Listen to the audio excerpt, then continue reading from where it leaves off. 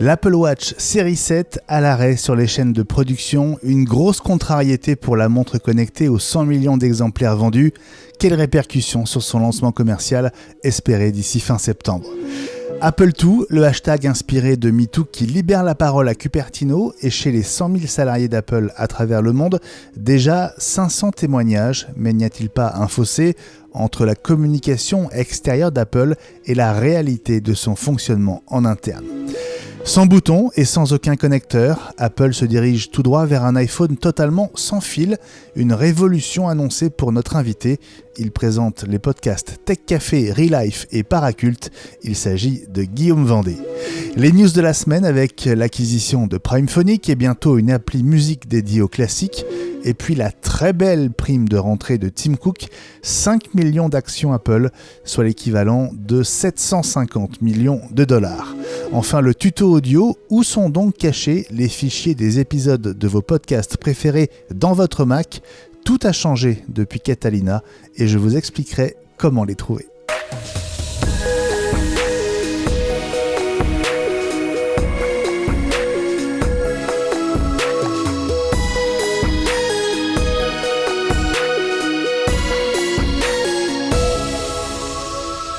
Jeudi 2 septembre 2021, saison 2, épisode 2, c'est le 54e numéro d'iWeek, la semaine Apple, le podcast. Et vous l'avez remarqué, ça y est, c'est la rentrée.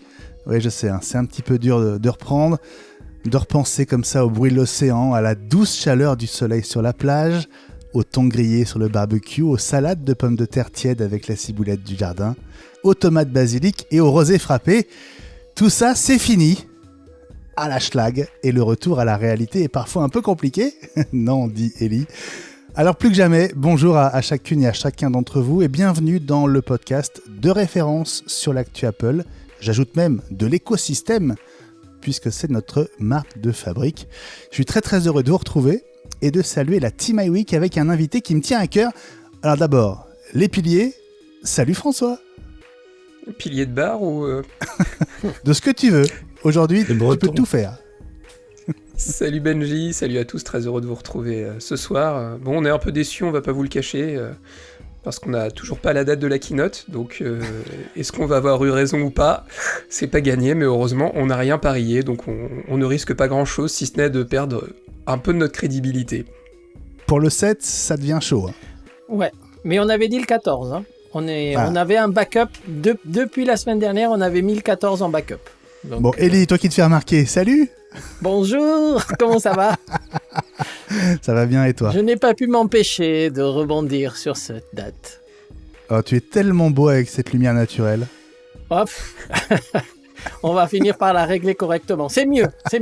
On progresse. C'est mieux. Si vous avez l'image, si vous êtes sur la version vidéo sur la chaîne YouTube d'iWeek, vous découvrez le nouvel éclairage. Comment on dit, LED, hein? Oui, c'est un éclairage LED aussi chez toi. Hein. Ouais, c'est un éclairage de podcasteur professionnel. Alors là, on a carrément gravi un palier. C'est énorme. Contrairement à ce qu'on pourrait croire en voyant le résultat. Oh, François. Il vous remercie. Non, c'est pas mal, il y a du progrès. Et salut Gilles. Namasté. Tu sais dire d'autres choses en langage qui vient de l'Est? Non, du tout. Du monde? Si, ça, pas de suite, mais je sais dire merci, mais je garde ça pour une prochaine fois. Je voudrais glisser... Tu sais dire moshi moshi quand même? Non, tu vas moshi nous moshi, traduire. c'est quand tu dis allô au téléphone en Japon, tu dis moshi moshi. Bon, et derrière alors Prego. Qu'est-ce que je voulais dire? Tu l'as cherché, hein? On dit un keynote selon la terminologie, la syntaxe correcte d'Apple. Si. Non. On parie un mug. Non, c'est les nouveaux d'Apple France qui ont pas suivi, c'est pas grave. C'est des woke, qui s'occupent du site web. Non. Bon, je voudrais quand même accueillir notre invité, les amis. Un accueil digne de lui, quand même. C'est plus qu'un invité, c'est un ami de la maison. Et si vous avez écouté la Guillaume. spéciale de l'été sur nos premières fois dans iWeek, vous l'avez retrouvé avec grand plaisir pendant l'été. Salut Guillaume Vendée. Salut Benjamin, salut tout le monde, merci beaucoup pour l'invitation. J'ai double pression parce que j'ai aucun éclairage correct, je suis pas sur une restitution vidéo digne de la vôtre, et puis en plus je passe après mon copain Matt, mon frère d'armes podcastique, et alors j'ai vu sa prestation qui était incroyable. En plus il a son environnement vidéo qui est au top, son son était au top. Écoute, j'espère que je serai à la hauteur de sa prestation en tout cas. Écoute, j'en ai aucun doute. Je suis très très heureux de t'accueillir avec mes camarades dans iWeek. C'est un rendez-vous que tu connais bien. Tu as connu la version télé d'iWeek. Ouais, j'ai eu l'immense honneur et privilège de participer à la présence en plateau et j'en ai plein de souvenirs d'ailleurs, des très chouettes souvenirs. On parlait tout à l'heure enfants, je me rappelle que mes enfants étaient d'ailleurs passés, ils trifouillaient les câbles, ils mettaient un bazar pas possible dans tes équipements. Ouais, c'est plein de chouettes souvenirs, ça me fait plaisir de repartager ça en tout cas. Ouais, vraiment, on se suit depuis des années maintenant, hein, toi et moi. Ouais. Tu m'as même remplacé dans un ou deux iWeek pour des keynotes quand j'étais pas là.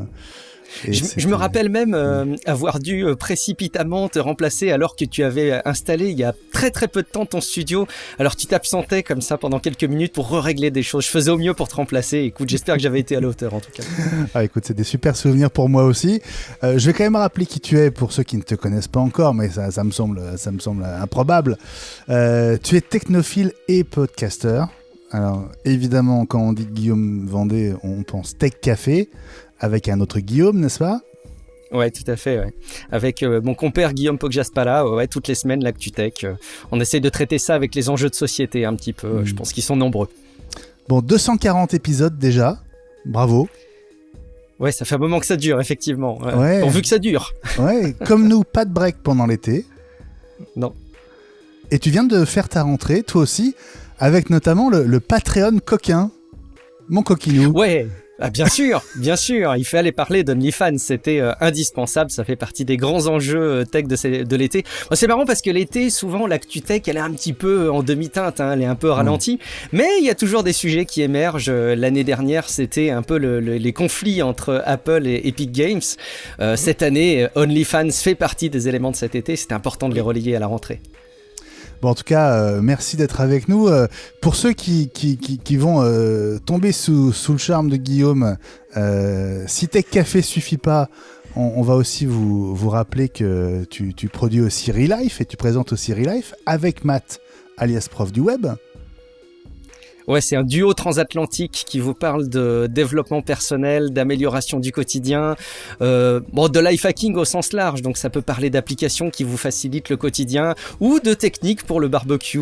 Donc voilà, c'est très éclectique comme podcast. Ouais, hyper intéressant. Et puis, il y a un troisième podcast dans ta marmite, c'est Paraculte. Ouais, tout à fait, un podcast qui souffre un petit peu plus de la régularité parce que malheureusement j'ai du mal à tout boucler désormais, j'ai sans doute lancé trop de projets, mais Paraculte c'est un petit peu mon petit chouchou aussi, le petit dernier, où on parle de pop culture, mais on aime bien parler des sujets qui sont pas les grands sujets emblématiques de pop culture, on essaye plutôt de faire découvrir des choses un peu plus confidentielles, des mangas qu'on pourrait avoir envie de découvrir, ou des séries qui n'ont pas forcément vachement bien fonctionné, mais qui mérite selon nous le fait qu'on s'y attarde. Donc ouais, Paraculte, un petit peu moins régulier que les autres podcasts, mais que je vous invite à découvrir évidemment. En tout cas, c'est un vrai plaisir de passer cette grosseur avec toi pour cette rentrée, avec beaucoup d'actu Apple, même si le gros est encore devant nous, évidemment.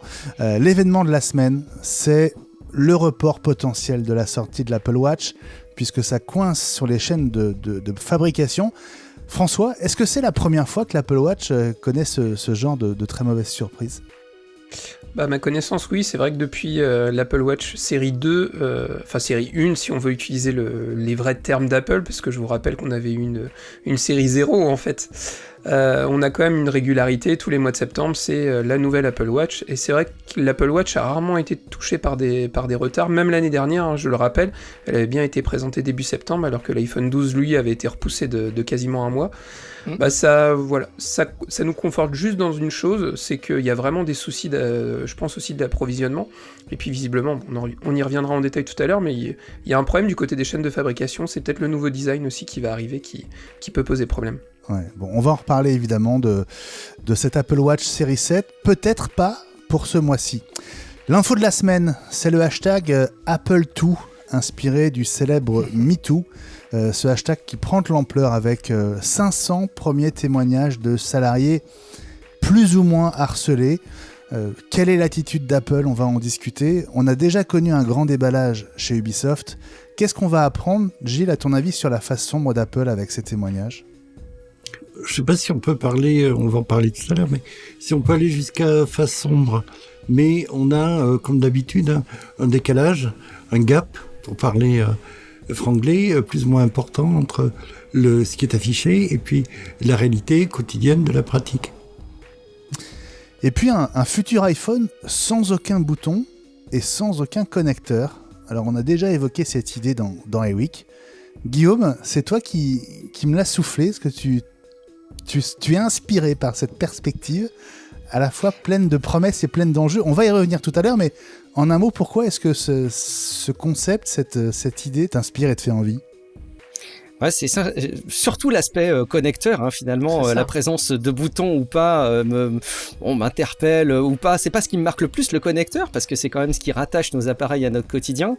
Aujourd'hui, on peut se balader avec un chargeur d'Apple Watch, un chargeur USB-C pour un Mac et pour un iPad Pro, et puis avoir un connecteur Lightning pour l'iPhone. On pourrait espérer qu'une seule chose, c'est qu'il y ait un peu d'unification derrière tout ça. Ben non, peut-être qu'Apple va sauter l'étape de l'unification et peut-être nous proposer, d'après les rumeurs, un iPhone qui se connecterait uniquement MagSafe. Et alors là, moi je trouve que ça pose plein de questions sur le quotidien, sur le rôle que peut avoir Apple, sur ce qu'il nous propose en matière de connectivité. Donc je pense que c'est un joli sujet qu'on pourra aborder ensemble. Bon, ce sera tout à l'heure également dans ce numéro 54 d'iWeek, la semaine Apple, le podcast.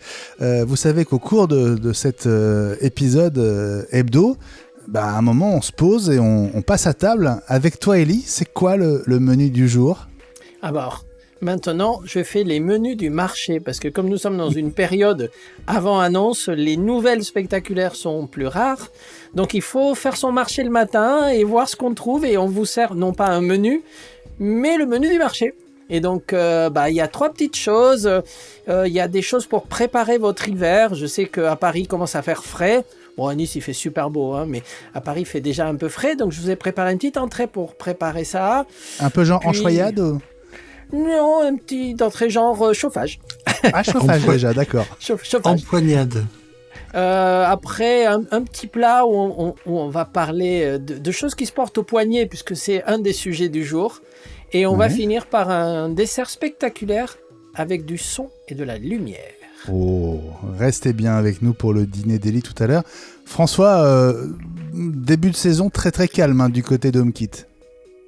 Bah ouais, j'ai suivi ton conseil. Un jour, tu m'as dit s'il y a rien, il y a rien. Donc voilà. Aujourd'hui, il y a rien. Il y a rien. Donc il y a rien quoi.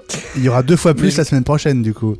J'espère, mais je pense que le dessert d'Ellie en fait aurait pu servir d'apéritif pour une maison connectée, mais bon du coup ça servira de dessert. J'ai 2 infos connectées, François. Ah. Pour toi.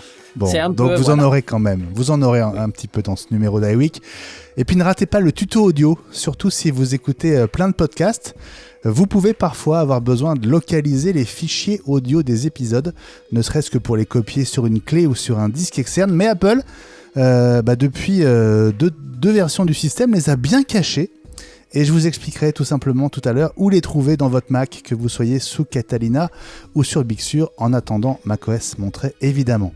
Alors vous l'avez remarqué, iWeek est gratuit partout. On compte sur votre soutien pour continuer à développer ce rendez-vous hebdo du jeudi vers 20h. Pour nous soutenir, une seule adresse, c'est à peu près la même que celle de Guillaume, patreon.com/iWeek. À partir d'1,50€ par épisode, vous bénéficiez notamment d'épisodes sans pub. Alors allez voir dès maintenant et merci pour votre contribution. Merci d'ailleurs à notre dernier contributeur. Il s'appelle James X et on l'embrasse tous les 4. Et peut-être que Guillaume, tu te joins à nous parce que les contributeurs, c'est aussi très important pour toi, pour Tech Café. Ouais, absolument. Ça rend ce podcast dont on parle depuis tout à l'heure, qui était au départ une vraie passion, ça devient quelque part un morceau de mon activité professionnelle au quotidien, grâce au soutien de la communauté. Donc, évidemment, merci aux gens qui soutiennent Tech Café. Il y en a peut-être aussi qui soutiennent iWeek, et tant mieux. Non, ça devient une vraie dimension. Alors, j'aime pas trop l'idée d'ailleurs de mettre tous les œufs dans le même panier. On pourrait faire des échos avec ce qui s'est passé autour d'OnlyFans, qui pose aussi des questions. Donc il y a aussi effectivement de la publicité dans Tech Café, et je trouve que la synergie d'une publicité pour une version gratuite et d'une version sans pub avec une plateforme comme Patreon est très chouette, et c'est très cool, je trouve, que iWeek propose cette solution. On encourage évidemment ceux qui veulent te soutenir à profiter de leur passage sur Patreon pour aussi mettre une pièce au profit de ton boulot, notamment autour de Tech Café. Et puis merci pour vos notes 5 étoiles sur Apple Podcast. 185 notes en une saison, c'est pas mal. Et on est toujours à 5 sur 5, c'est génial. On attend aussi vos avis sur le début de cette saison 2. Et sur la rentrée, n'oubliez pas, quelques mots bienveillants, bien à vous. Un message sur Apple Podcast qui fera de vous l'un de nos ambassadeurs. Vous savez à quel point ces avis sont importants pour donner envie à d'autres. Voilà, le décor est planté. Dans un instant, l'Apple Watch ne sera pas à l'heure. Et vraiment, c'est un comble pour une montre. À tout de suite. Les chaînes de production de l'Apple Watch à l'arrêt, c'est l'événement de la semaine. Et c'est sans doute le premier problème de la rentrée pour Apple. On le disait dans le sommaire, ça n'est jamais arrivé depuis le lancement de l'Apple Watch qu'un grain de sable vienne perturber le lancement. Alors tout ceci n'est pas officiel, on n'est pas à l'abri d'une bonne surprise, peut-être d'une annonce quand même lors de la première keynote de la rentrée, mais l'arrivée commerciale de l'Apple Watch, Ellie, elle semble prendre un petit peu de plomb dans l'aile. Qu'est-ce qui s'est passé exactement ? Qu'est-ce qu'on sait ? Il y a eu des petites rumeurs en fait en disant que, ça a été confirmé par plusieurs sites, qu'Apple avait temporairement stoppé la chaîne de pré-production de l'Apple Watch parce qu'il n'arrivait pas à obtenir les cadences et la qualité qu'il souhaitait. Donc c'est une nouvelle montre avec une nouvelle méthode de montage et les fabricants, a priori, n'arrivent pas au résultat que souhaite Apple. Alors, je mets un petit bémol parce que je ne suis pas du tout certain, et tu viens de le dire, que l'Apple Watch ne soit pas annoncée, mais ils peuvent très bien l'annoncer comme d'habitude en disant « Voici la nouvelle Apple Watch série 7, etc. » Elle sera disponible mi-octobre s'ils le souhaitent. Ça, c'est pas un problème pour Apple. Par contre, ils ne vont pas faire une keynote spéciale Apple Watch, et s'ils ne l'annoncent pas, les gens vont se poser plein de questions. Alors que là, ce sont des rumeurs. Si Apple dit « Voilà l'Apple Watch, elle arrive à telle date », aucun problème. Voilà mon avis. C'est quand même une fin d'année qui s'annonçait déjà extrêmement chargée pour Apple. Un retard de production sur l'Apple Watch, ça va un petit peu compliquer la logistique dont Tim Cook est un si grand spécialiste. Guillaume Vendée, comment est-ce que tu analyses ce qui ressemble à un petit problème de production pour l'Apple Watch ? Bon, c'est à voir, parce que encore une fois de plus, c'est des rumeurs qu'on commande. Donc bon, là, ça semble quand même assez concordant, effectivement, et je pense que ce n'est pas que des bruits de couloir que d'analyser le fait qu'ils aient mis en pause les lignes de production. Mais comme tu le dis très bien, Ellie, ça fait partie de ces sorties de produits qui peuvent être séquencées plus tard, d'ici la fin de l'année. Et le fait de faire une keynote qui présente une nouvelle Apple Watch, pourquoi pas ? Ça veut peut-être quand même dire que l'intégration des nouveaux composants ou les nouvelles fonctionnalités peuvent être assez importantes. L'an dernier, il y avait l'analyse de l'oxygénation dans le sang. Là, est-ce qu'on peut avoir d'autres choses qui soient encore plus conséquentes et qui nécessiteraient pour Apple de revoir les choses ? Il y a aussi le format, et au passage, j'en fais une petite parenthèse parce que je fais partie des gens qui ont toujours détesté l'Apple Watch avant de la voir en vrai, que ce soit la toute première, la nouvelle version qui arrivait avant la 4, et à chaque fois, quand je vois les images avant de la voir en vrai, je la trouve pas forcément belle. D'après les rumeurs, la nouvelle serait très orientée avec le design des iPhones et des iPads qui sont sortis, c'est-à-dire beaucoup plus carré. À chaud, j'aime pas. Probablement que j'adorerais quand je les ai entre les mains, mais là aussi, ce nouveau format, peut-être qu'il pose des questions d'intégration. C'est peut-être ça aussi qui explique la mise en pause des lignes de production. Ouais. Oui. Ellie ?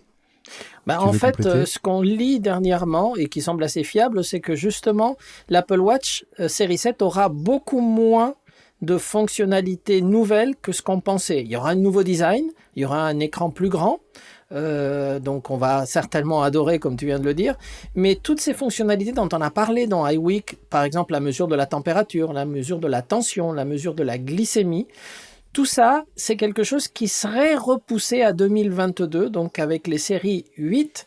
Et c'est quelque chose dont je voulais vous parler justement et qui sera mon plat principal. Je voulais vous parler de ça, vu les dernières rumeurs de cet après-midi. Garde-le pour le plat principal. Gilles, je sens que tu es sur la rampe de lancement. Oui, ça va être très rapide. Hein. Juste, ça a été confirmé par Bloomberg. Et...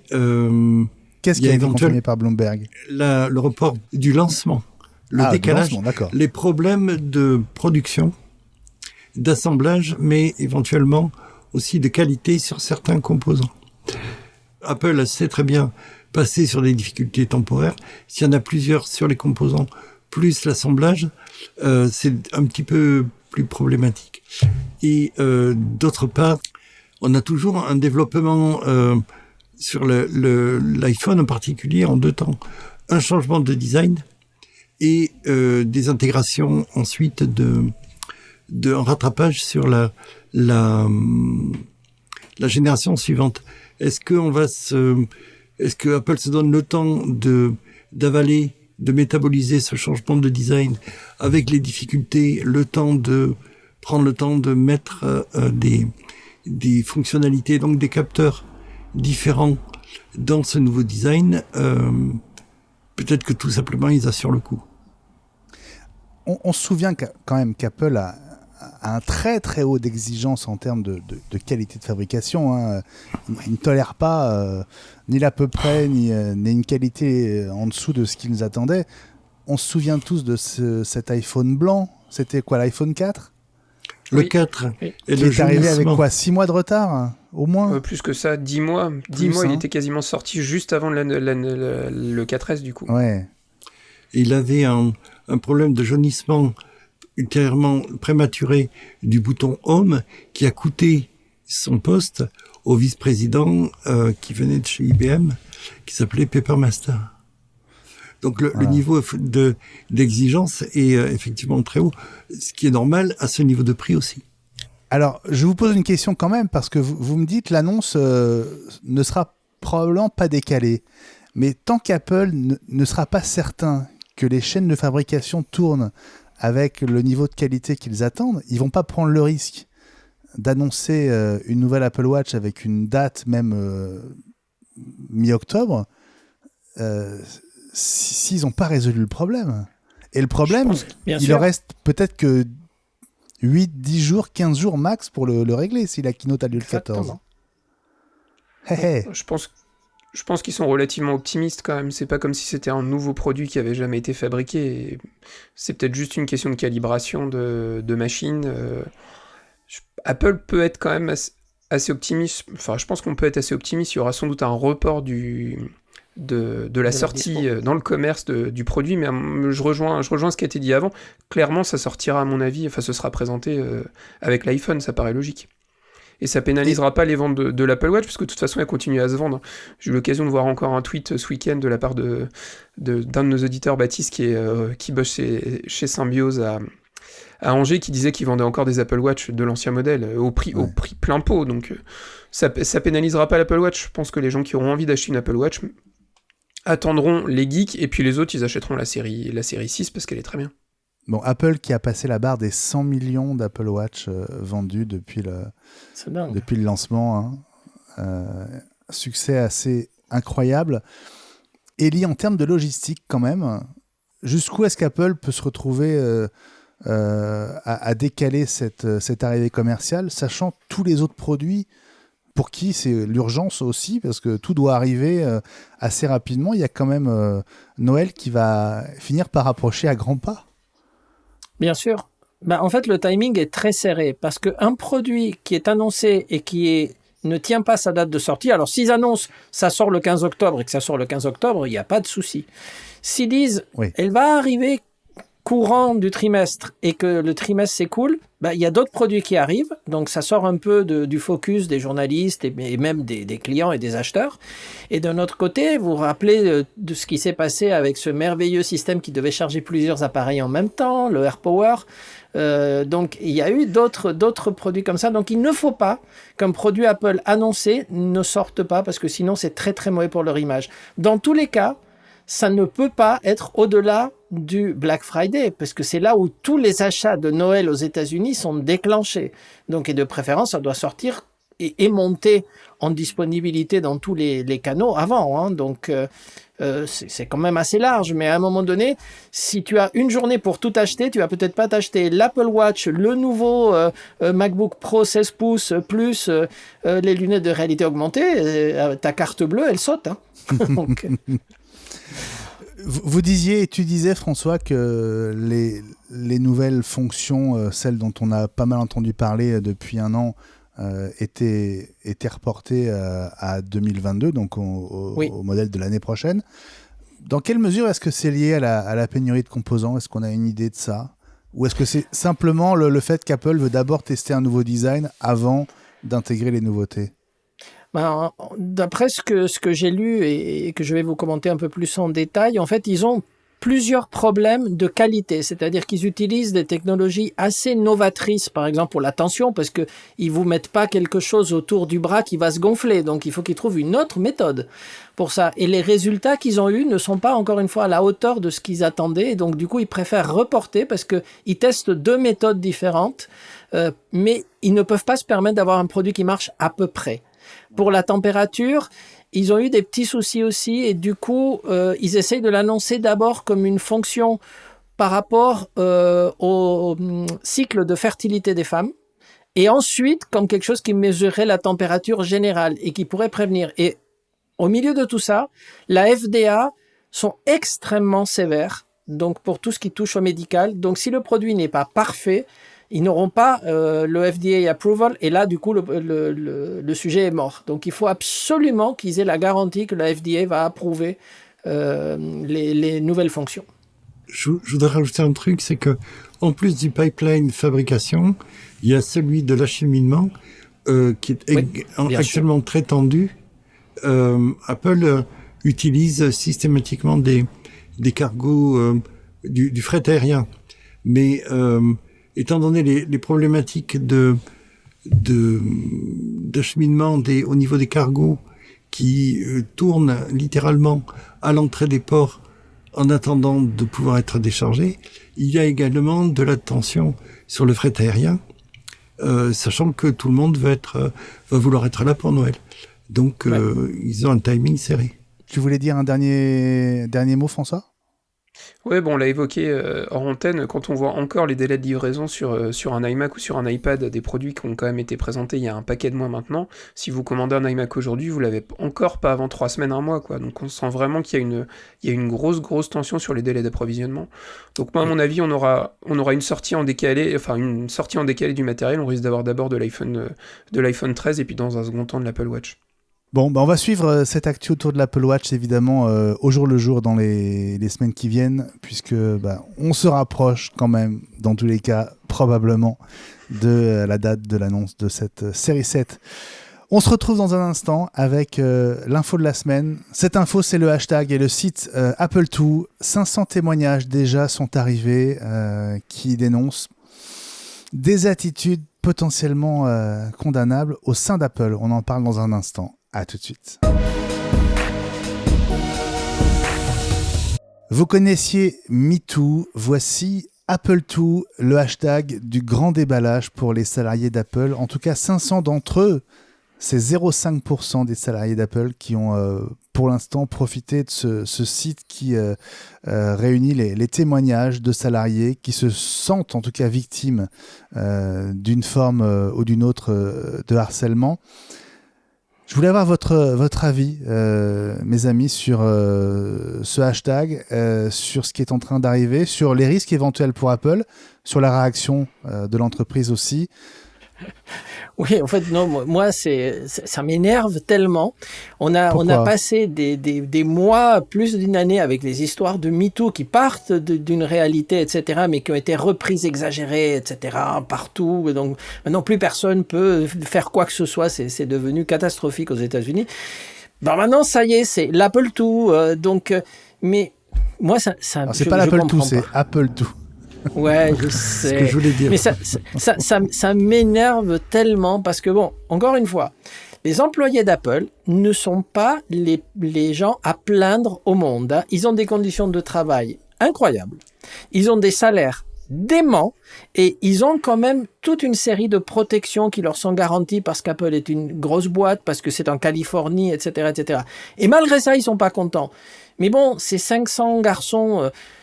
ils ont qu'à aller chercher du boulot ailleurs parce que je veux dire, il y a des centaines de milliers de personnes qui aimeraient bosser chez Apple, je vous le garantis. Donc, ça m'énerve. Après, s'il y a vraiment des cas exagérés de harcèlement, etc., il y a des tribunaux pour ça. Mais c'est pas la peine d'essayer de se médiatiser pour passer dans les réseaux sociaux et ailleurs. Donc, c'est... Alors oui, j'ai envie de compléter ce que tu dis, Elie, en disant qu'Apple, c'est aussi l'autre grande muette. Hein. Il y a l'armée en France et puis il y a aussi Apple.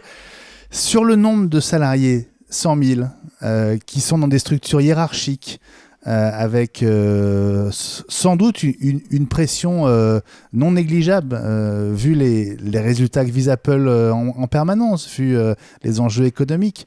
Il n'y a aucune raison que dans une boîte de cette taille, plus de 100 000 salariés, il n'y ait pas des cas de harcèlement. Je voulais Gilles. Je voulais rebondir là-dessus. Il y a d'une part deux choses. Est-ce qu'il y a il y a bien des discriminations et du harcèlement chez Apple avec, donc tu l'as bien dit, 500 témoignages sur plus de 100 000 employés. Au 27 août, ils avaient comptabilisé, ceux qui ont créé le site ont comptabilisé 500 témoignages. Là, ça va peut-être libérer la parole, mais il y a toujours ce qu'on appelle des pervers narcissiques. Je l'ai vu, hein, j'en suis passé par là, qui sont à des postes de petits chefs et puis qui se régalent à emmerder le monde pour parler franchement et qui se font plaisir. Et comme ce sont des gens qui, par ailleurs, savent bien cacher leur jeu, les gens qui sont à côté d'eux, qui sont leurs pairs, c'est difficile d'avoir une remontée concrète. Il faut vraiment avoir des DRH qui soient vraiment au fait que ça soit quelque chose au centre de la politique de l'entreprise. Ce que dit Apple. Le problème, c'est que Apple communique beaucoup sur ce thème avec la création d'un fonds pour l'égalité raciale de 100 millions de dollars, 30 millions qui ont été remis au pot là en début de semaine.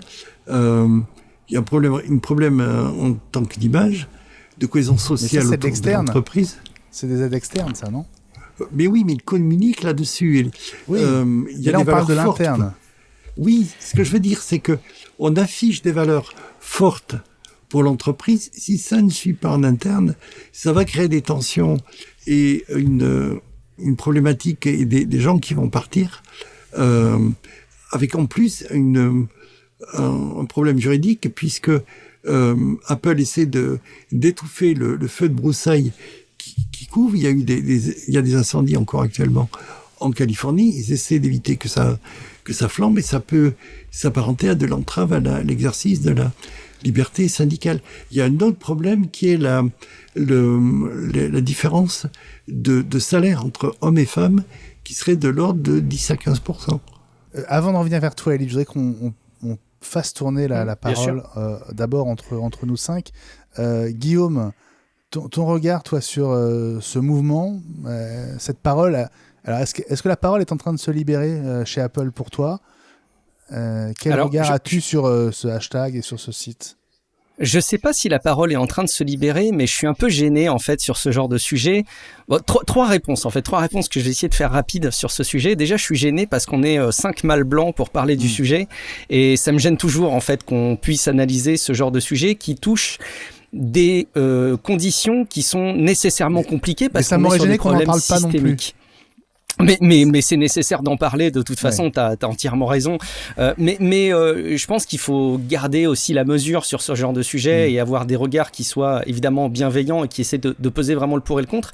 Et je crois que concernant la condition de la femme aux États-Unis, partout dans le monde, comme pour beaucoup de personnes qui sont sujettes à des situations de racisme, moi je trouve qu'il y en a toujours trop. Et en fait, on dit sur la population de collaborateurs qu'il y a chez Apple, c'est normal qu'il y en ait. Et en fait, ce type de vision me gêne toujours. C'est un petit peu comme quand il y avait les affaires de suicide en France, chez France Télécom, qui ont été chroniques pendant un moment, où on disait oh, c'est normal finalement sur une telle entreprise qui ait un volume de suicides qui est comparable au taux en France. Je trouve pas, moi. Moi, je trouve que dans des entreprises aussi valorisées et dans lesquelles les conditions de travail sont aussi fortes et présentée comme étant aussi excellente, ça devrait être 0. Je sais bien, je suis très utopiste hein, et le 0 n'existe jamais complètement, mais malgré tout, je pense qu'on devrait être sur du 0 et que toute situation qui déborde de ce 0 devrait être choquante. Et la dernière réponse que je voudrais faire à ce sujet-là, au sujet de la situation des femmes chez Apple et de leur prise de parole, c'est que je pense que votre veille sur Apple n'a pas pu laisser échapper cette tribune dans The Verge qui parle également de la condition de la gestion des données personnelles des collaborateurs. Où on nous raconte qu'un collaborateur qui arrive chez Apple, il a probablement un ID iCloud perso dans lequel il stocke toutes ses infos perso, ses relevés bancaires, ses déclarations d'impôts, toutes ses informations personnelles.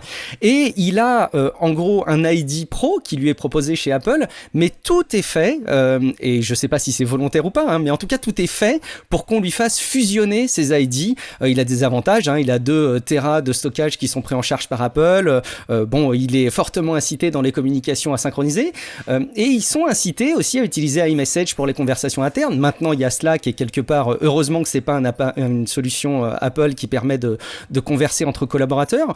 Il y a cette impossibilité pour un collaborateur qui quitte Apple de supprimer les données de ses appareils quand bien même c'est des appareils personnels, je veux dire c'est inscrit dans le contrat de travail. Je pense que Apple sur cet aspect-là n'est pas défendable et on doit pointer du doigt et après tout toute initiative qui sera faite pour qu'on aille regarder et que ça attire un petit peu le regard du grand public sur cette situation pour vérifier si c'est anormal ou pas, ce sera très bien. Et moi, je me réjouis qu'il y ait des personnes qui aillent contre ce système qui doit être, je pense, aussi assez compliqué à vivre. Hein. Il y a la culture du secret qui est très forte chez Apple, mais ça ne concerne pas que la sortie de l'iPhone ou de l'Apple Watch, ça concerne tout ce qui se fonctionne dans la boîte. Moi, perso, je me réjouis de voir qu'il y a ce type d'initiative et je peux que les encourager à aller jusqu'au bout de leur démarche, en tout cas. Alors, juste, je ne sais pas si je me suis mal exprimé, mais je ne voulais absolument pas dire que c'était normal qu'il y ait du harcèlement chez Apple. Je voulais juste dire que dans une boîte aussi grande, ce serait utopiste de faire l'autruche et de se dire que tout va bien. Bien sûr. Il y a forcément des problèmes chez Apple en interne. Exactement. Et je dis, alors je réagissais pas du tout en voulant t'incriminer sur ce que tu disais. Non, mais Benjamin, j'ai eu un doute sur le fait que j'ai été suffisamment clair.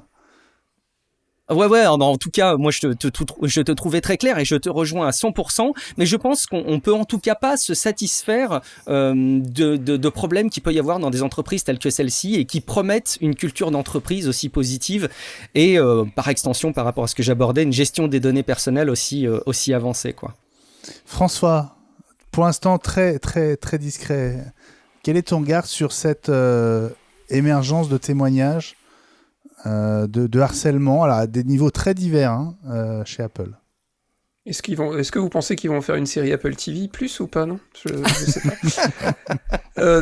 Non, plus sérieusement, ça va être compliqué parce que j'aurais presque envie de faire une synthèse de tout ce qui a été dit avant. Je suis un peu d'accord avec Ellie dans le sens où ça devient pas un sujet à la mode, mais presque. Maintenant, je trouve ça très important que ça éclate au grand jour aussi si effectivement il y a des abus. Faut pas oublier aussi une notion qui aux États-Unis est peut-être un peu moins présente qu'en France, c'est la notion de la présomption d'innocence aussi qui est importante. Et tant qu'il n'y a pas eu de procès, il faut faire attention à ça aussi. Maintenant, je trouve ça bien qu'on mette ça aussi en lumière, que ce soit nous aussi, parce qu'on peut nous reprocher souvent d'être un peu trop Apple addict et voilà, dire que du bien d'Apple. Non, clairement, il y a des abus. Maintenant, à voir à quelle échelle, à voir par qui aussi. Et quoi qu'il en soit, je rejoins Guillaume complètement. Peu importe la taille de l'entreprise, il devrait jamais y avoir de ce genre de comportement. Et c'est important de pointer ça. Et puis voilà, on sent qu'Apple se fait un peu le pourfendeur de la liberté, de l'égalité aussi homme-femme, l'inclusion aussi des personnes handicapées, etc. Et au final, je pense qu'il faut qu'ils balayent un peu aussi devant leur porte et qu'ils fassent vraiment aussi ce qu'il faut de leur côté. Et je pense que là-dessus, il y a peut-être encore un peu de travail, même si Tim Cook a sans doute beaucoup joué là-dessus. Et je pense que Steve Jobs aurait été président aurait été encore vivant. Je pense qu'il y aurait eu sans doute aussi des casseroles à sortir à cette période-là, en disant que Steve Jobs était sans doute pas non plus des plus diplomates. Et je pense qu'il y en a pas mal qui ont dû en prendre plein pour leur tronche, avec Steve Jobs. Pour l'instant, Apple est relativement discret par rapport à ce qui se passe. Est-ce qu'ils attendent de voir quelle ampleur ça prend ? Apparemment, Slack, qui a été quand même très utilisé pendant la pandémie pour le travail à distance, tout à coup est beaucoup moins populaire auprès de la direction d'Apple, parce que c'est un canal qui est utilisé notamment pour que les témoignages arrivent. Donc, quel est le bon comportement à avoir pour Apple selon vous ? Et puisque Tim Cook va parler à de nombreuses reprises dans les semaines qui viennent, comme il l'a déjà fait souvent pour mettre des causes en avant, des causes défendables en avant, est-ce qu'il pourrait prendre position à votre avis ? Il faut qu'Apple lave son linge sale en famille. D'autant plus qu'il y a d'énormes enjeux de valeur. Vraiment, je m'inscris en complémentarité avec ce que disait Guillaume. Il parlait de ce que je voulais dire avec les valeurs fortes de la marque. Le problème qui s'est passé avec Orange, c'est que la politique qui a été mise en place à marche forcée avec le plan Next, c'est qu'elle était en contradiction flagrante avec la culture d'entreprise qui était celle justement de la bienveillance et de la satisfaction du client. Là, on était parti sur un truc visiblement pompé sur la concurrence et le management à l'américaine ancien modèle, et du coup il y a eu toutes ces problématiques de suicide et de mal-être, de souffrance au travail. Apple ne peut pas se permettre qu'il y ait un hiatus important entre les valeurs qu'elle affiche, qu'elle a essayé de professer en interne, et puis la pratique quotidienne, et c'est du ressort des chefs d'équipe et des DRH. Mais sous l'impulsion du Big Boss quand même. Qu'est-ce que Tim Cook peut faire ou doit faire dans les jours ou les semaines qui viennent ? Il va être en première ligne là en septembre-octobre. Elie ? Il doit avant tout, je suppose, garder son calme, et si jamais l'affaire mérite d'être commentée, il faut évidemment qu'il en parle. N'oubliez pas, vous savez que des fois on n'est pas tendre avec Apple ici dans l'émission, et des fois, moi je suis le premier à dire ce qui ne va pas chez eux.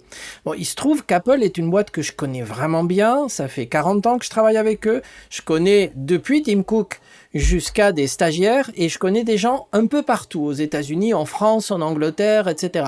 Peut-être pas en Chine, mais quoique je connais 2 ou 3 personnes qui sont en Chine. Apple n'est pas une boîte parfaite. Nul ne l'est. Moi, je vois les problèmes qu'on a dans une société de 20 personnes. J'imagine ce que ça doit être dans une société de 100 000 personnes. Forcément, il y en a quelques-uns qui ne sont pas d'accord avec ceci, avec cela. Et la boîte parfaite de 100 000 personnes n'existe pas. Apple a fait très longtemps partie des 10 meilleures sociétés où il fait bon travailler, comme Google, comme Facebook, etc. Et ni Google ni Facebook sont parfaits. Rappelez-vous, il y a même eu des films comme Le Cercle qui parlaient, donc pour ceux qui l'ont vu, de ce genre de choses, et justement de la liberté personnelle et de la gestion des données. Par contre, n'oubliez pas 2 trucs très importants. D'abord, comme vous l'avez dit tout à l'heure, la présomption d'innocence. On ne sait pas pour l'instant, c'est quelque chose qui a démarré, c'est un mouvement réseau social. Il n'y a pas d'affaires devant les tribunaux. Deuxièmement, on est aux États-Unis. Aux États-Unis, vous savez qu'il y a des avocats qui, gratuitement pour vous, parce qu'ils espèrent retirer 10% de ce qu'ils vont gagner lors d'un accord à l'amiable ou autre, vont vous défendre, mais contre n'importe quoi. On vous a frôlé dans le métro, vous avez été insulté en voiture. Il y a un avocat pour ça. Il y a des avocats pour tout. Donc, c'est hyper judiciarisé. À l'époque du MeToo, vous pouviez même pas regarder une femme dans un parking de la société de peur d'être accusé d'eux. Donc, je veux dire par là que s'il y a vraiment des choses à dire aux États-Unis, il y a des multiples canaux pour le dire et même pour y aller en justice. Donc, il ne faut pas que nous soyons trop rapides à juger Apple. Apple se doit d'être une boîte exemplaire, mais ne soyons pas trop rapides à les juger parce que pour l'instant, on ne sait pas vraiment ce qui se passe. Bon, je pense que c'est une bonne conclusion pour ce dossier. Rapide, hein, je ne voulais pas qu'on l'évite et en même temps, tu as tout à fait raison, Guillaume. Je suis un peu mal à l'aise qu'on soit 5 hommes à réagir. On relance du coup l'appel à toutes nos auditrices fidèles. Certaines d'ailleurs ont commencé à émettre l'envie de nous rejoindre. Ce serait bien de passer à l'acte parce que ce serait du harcèlement. Oui, oui, si tu veux. Mais ce serait votre présence serait extrêmement profitable à la diversité de ce rendez-vous.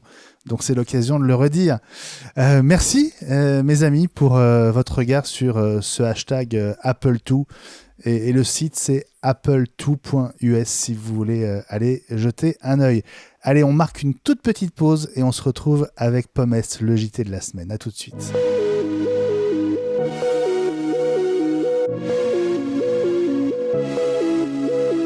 Pommes, le JT de la semaine et on commence par une acquisition par Apple. Il s'agit de Primephonic. Élie et Gilles, vous l'avez repéré tous les deux. Élie, commence par nous dire peut-être ce qu'est cette société et puis on passera la main à Gilles. Oui, alors Primephonic est une société qui est spécialisée dans le streaming de musique classique. C'est-à-dire que tout est réglé, tout est calculé pour que les morceaux classiques soient écoutés dans les meilleures conditions. Apple a trouvé ça très intéressant, surtout que quand on regarde dans Apple Music, des fois, c'est pas évident de trouver les morceaux qu'on veut. Moi, j'ai fait plein de recherches. Et donc, Apple a eu cette opportunité d'acheter Primephonic, et donc du coup ils ont annoncé, puisque c'est sur le site Apple, donc c'est totalement officiel, qu'il y aura donc il y aura une application Apple Music classique qui sera un dérivé d'Apple Music et qui permettra en fait de faire des recherches et d'écouter de la musique classique dans les meilleures conditions. Gilles, pour toi c'est une annonce importante? Oui, parce que d'une part, comme Élie l'a très bien dit, on était dans le point aveugle du Music Store depuis le début, où il y avait, c'était très difficile de trouver en fonction des interprétations. On pouvait avoir les compositeurs, mais difficilement les interprètes. Donc c'était pas satisfaisant, c'est ça que tu veux dire pour ceux qui aiment la musique classique? C'était pas du tout satisfaisant. Et c'est bien là-dessus que le communiqué de presse insiste en creux en disant que ce qui a beaucoup intéressé Apple, c'était cette interface, cet environnement, j'allais dire écosystème de Primephonic qui accompagne l'utilisateur et qui lui permet d'être avec un contexte un peu ce que fait Apple avec Apple Music, mais de façon beaucoup plus sérieuse avec de la musicologie, etc. Pour répondre à ta question, c'est très intéressant parce que Apple vend de la musique haut de gamme. Vraisemblablement, ils vont vouloir continuer à vendre de l'expérience haut de gamme avec de nouvelles enceintes. Donc, ils ne peuvent pas faire l'économie d'une expérience haut de gamme dans le secteur de la musique. Il faut qu'il y ait un secteur complet, confortable, qu'on prenne les gens et qu'on les chouchoute, un peu comme fait Apple dans le reste de son expérience utilisateur. Ouais. Bon, c'est le jackpot donc pour cette start-up néerlandaise. Bon, jackpot aussi pour Tim Cook, 5 millions d'actions Apple en plus. Ça représente quand même 3/4 de milliards de dollars. Oui. Pas mal comme prime de fin d'été. Oui. Vous imaginez 750 millions de patates. Donc, comme c'est quand même officiel et public, c'est peut-être pas étonnant que certains personnages d'Apple ou certaines petites mains, en ayant vu cette information, se disent Me too, moi je voudrais 750 millions, moi aussi, car je travaille dans cette boîte. Mais en fait, c'est en actions. C'est vrai que quand on voit 5 millions d'actions, c'est certainement un pourcentage qui était négocié, donc par rapport à ses résultats, etc. Mais quand on voit le prix de l'action Apple et ce que ça représente, On peut se dire qu'au bout d'une année, recevoir 750 millions de dollars, c'est un beau salaire. Hein. Ouais, elle est autour de $150 aujourd'hui. C'est pour ces 10 ans. Oui, mais je sais que c'est pour ces 10 ans. Mais rappelez-vous qu'on avait évoqué le salaire de Tim Cook, qui n'est pas dans les 10 PDG les mieux payés des États-Unis, etc., en argent mensuel. Hein. Avec ce qu'il touche en actions, je ne suis pas sûr qu'il ne soit pas vraiment dans le top. Hein. Apple a une certaine modération salariale avec des intéressements à la au performance. projet bouclé, voilà, et à la performance et au projet réussi et en temps et en heure. Les administrateurs d'Apple n'ont pas à se plaindre non plus de la gouvernance de Tim Cook. Pour compléter ça, juste en une phrase, moi je connais des employés d'Apple France qui sont dans des boulots pas du tout stratégiques, mais une partie de leur salaire, comme tout employé d'Apple, peut être en action à un prix spécial, un prix d'achat spécial, que tu touches si tu restes un certain temps dans la boîte. Donc ça incite les gens à rester pour toucher au fur et à mesure ces actions dont ils prétendent. Ça peut être jusqu'à 10% du salaire. Et moi, je connais quelqu'un qui est resté chez Apple, je ne vais pas donner son nom bien sûr, chez Apple 20 ans, et il est reparti avec plusieurs millions d'euros en actions Apple. Et quand je dis plusieurs millions, je suis dans la fourchette haute de plusieurs. Alors qu'il a un rôle, non, il n'y est plus, mais il avait un rôle pas stratégique. C'était pas un patron de pays ou un responsable du marché, etc. Donc c'est possible, c'est comme ça. Guillaume, on sait que Tim Cook ne restera pas 10 ans de plus. Il a tellement d'argent. Qu'est-ce qui le pousserait, à ton avis, à faire du rab ? Ça, c'est une bonne question. Malheureusement, il faudra que tu invites Tim Cook à ma place pour avoir la réponse, Benjamin. C'est fait. Mais il a dit. mais tu sais, cela dit, on parle à chaque fois de la démesure du salaire de ces dirigeants. On peut le regarder froidement en se disant que c'est des sommes complètement presque inhumaines en fait, parce qu'on n'arrive même pas à rendre ça réalisable. Et quelque part, quand on réfléchit aussi avec du recul, il y a une telle pression sur leurs épaules et une telle responsabilité à porter des paquebots tels que ce type d'entreprise. Finalement, je pense que ça doit être aussi très très lourd humainement. Oui, ok, c'est très chouette de gagner énormément d'argent, tu as beaucoup de succès. Maintenant, le monde de la tech a les yeux rivés sur toi, sur tes actions. Quelque part, c'est difficile de dire si ça les vaut ou si ça les vaut pas. En tout cas, je pense qu'il y a aussi beaucoup de boulot derrière ce CEO-là, derrière beaucoup de CEO de grandes entreprises de la tech. Et il faut aussi souligner le travail qu'ils font et la responsabilité qu'ils portent. Bien sûr. Non, mais ma question, c'était plus sur ce qui reste de motivation. Il reste plus pour l'argent. Il n'a pas besoin. Je pense que sa retraite est largement assurée. C'est sorti cette semaine.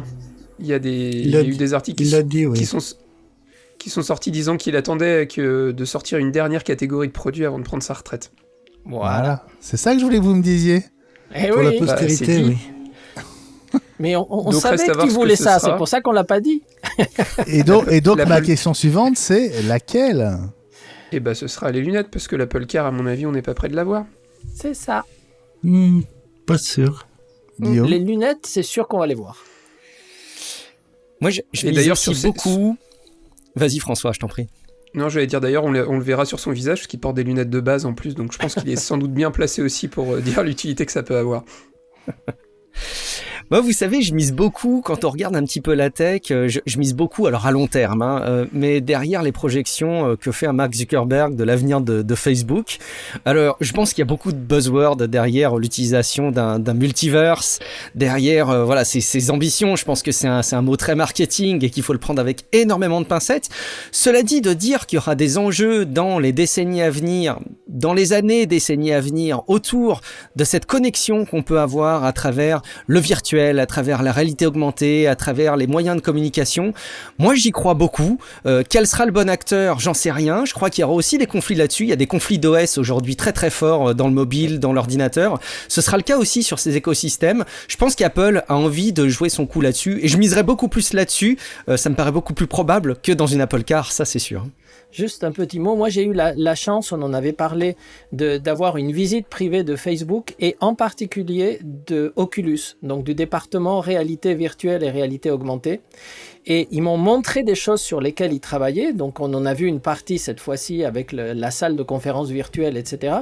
Mais j'ai vu des choses qui sont totalement bluffantes, qui n'étaient pas prêtes à sortir sur un produit à moins de $200, facile à mettre. Mais dans leur labo, ils font des trucs de dingue. Mais vraiment de dingue, hein. Moi, j'étais totalement bluffé.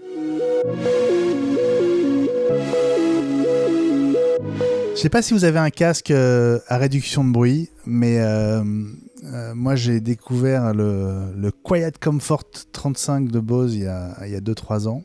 J'ai le même. C'est devenu mon casque fétiche. Et il y a quelques heures, Bose a annoncé son successeur, ou en tout cas une évolution de ce modèle qui s'appelle le Quiet Comfort 45.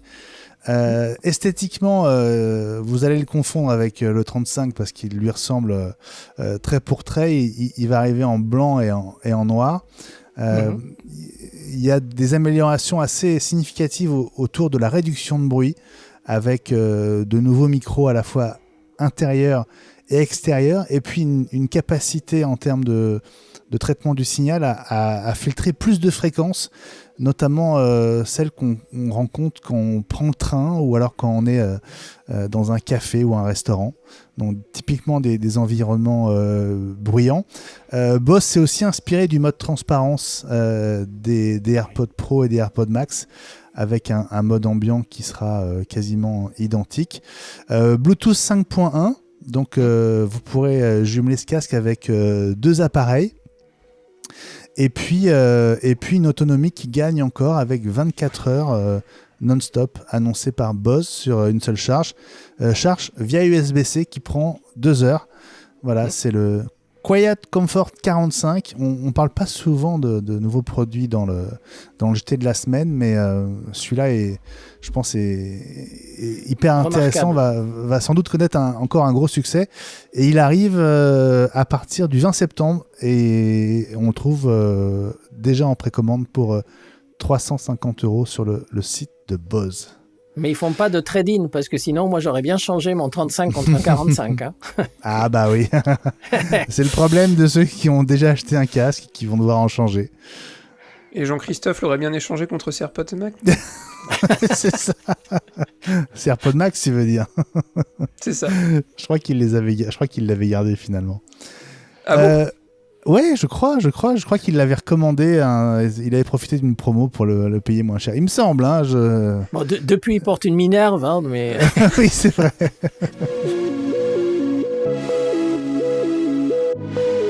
Autre info, la liste des États américains qui vont supporter les permis de conduire et dans un deuxième temps les cartes d'identité dans le wallet d'iOS 15, Ellie.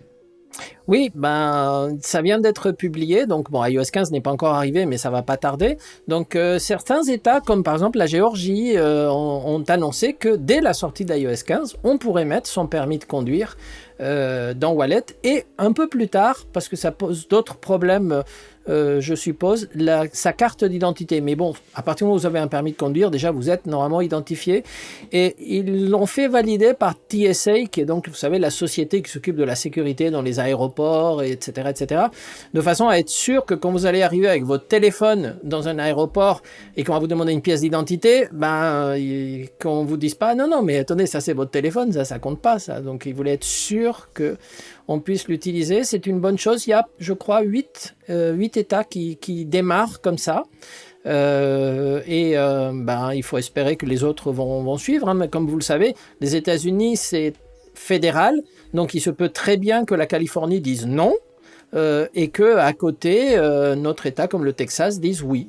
Donc, à terme, ça devrait s'imposer. Ce qui est un peu dommage, c'est que en Europe, pour l'instant, à part peut-être la Lituanie qui est très en avance sur tout ce qui est digitalisation, je vois pas pour l'instant de mouvement pour adopter. En Espagne, j'ai vu des choses, mais ça reste cantonné à l'Espagne. Hein, donc, il n'y a pas encore un accord européen pour ce genre de choses, et en tout cas pas avec Apple, parce que j'ai vu passer des choses sur la carte d'identité électronique, même en France. Au-delà je ne sais pas pour quand c'est prévu, mais ils commencent à en parler. J'ai vu déjà des photos, des choses comme ça. Mais pour l'instant, ils disent électronique, ils ne parlent pas tellement d'Apple ou de Wallet. Hein, donc, On verra, mais ça serait bien. C'est dommage, encore quelque chose qui va fonctionner aux États-Unis uniquement au départ et que nous allons regarder avec envie. Dans un premier temps. Oui, dans un premier temps, on va être optimiste. Élie, puisque tu avais la main, toi, Oui. Président des Apple Premium Resellers en France, dis-nous quand même un mot des nouvelles promos de rentrée chez tous les APR. Et oui, Il manque un parce que- jingle pub quand même. Voilà, c'est la minute auto-promo. Oui, mais je parle au nom de tous les APR, je ne prononce même pas le nom de ma société. Parce que c'est quelque chose qui est sorti aujourd'hui, enfin plutôt hier, excusez-moi, puisque c'était le 1er septembre. Et donc, il y a 3 promotions de rentrée. Une qui est sortie mi-août, mais qui est déployée véritablement maintenant, qui est la promo habituelle Back to School. Donc, tous les ans, si vous êtes inscrit dans une université, enfin si vous êtes post-bac ou si vous êtes enseignant, vous avez droit à des réductions. Donc, vous savez, aussi bien chez Apple, mais eux communiquent déjà largement dessus, que maintenant chez les APR, où vous avez la possibilité d'avoir des remises sur tous les Macintosh portables, donc les MacBook Air, les MacBook Pro, de l'ordre... Alors, après, chaque APR est libre de fixer son prix, bien entendu, mais c'est de l'ordre de 10%. Et il y a une promotion sur les iPad Pro. Donc en fait, les 2 produits qu'un étudiant ou un enseignant peut acheter aujourd'hui chez un APR, c'est un portable, même les M1, et un iPad Pro. Voilà. Et donc c'est une promotion qui est valable jusqu'au 17 octobre, donc il y a encore le temps. Il suffit d'avoir une preuve d'inscription dans l'enseignement supérieur ou une carte d'élève ou d'enseignant. Donc ça, c'est la première. On en parlait la semaine dernière en disant qu'il était peu probable que les nouveaux Mac arrivent avant le 17 octobre, du coup. C'est pour ça qu'on se posait cette question-là, et d'ailleurs la promotion dit très clairement qu'elle s'applique aux produits qui étaient annoncés avant le 14 août, date de début de la promotion, puisqu'elle a démarré le 15. Ah. Donc si jamais il y avait une annonce après, elle n'est pas du tout concernée par la promotion. D'accord. Des fois que. Ok. Des fois que. Alors, Ils ont les sorti deux le autres, parapluie.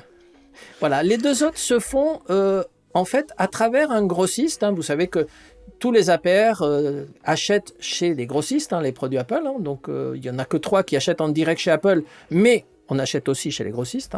Et donc, les grossistes qui sont très actifs pour cette rentrée annoncent 2 choses. La première, et vous allez voir dans tous les réseaux sociaux, une campagne de reprise de votre ancien matériel en disant « Vous avez un vieil ordinateur qui vaut certainement de l'argent, allez chez votre APR et il va vous l'estimer, il va vous donner une valeur de reprise. » Bon, typiquement contre l'achat d'un nouvel ordinateur, mais même une valeur de reprise. Donc, et pour une fois, c'est pas nous qui faisons la communication, c'est le grossiste. Donc nous, évidemment, on relaie modestement avec nos moyens, mais ils vont faire une campagne nationale, donc elle va se voir un peu partout.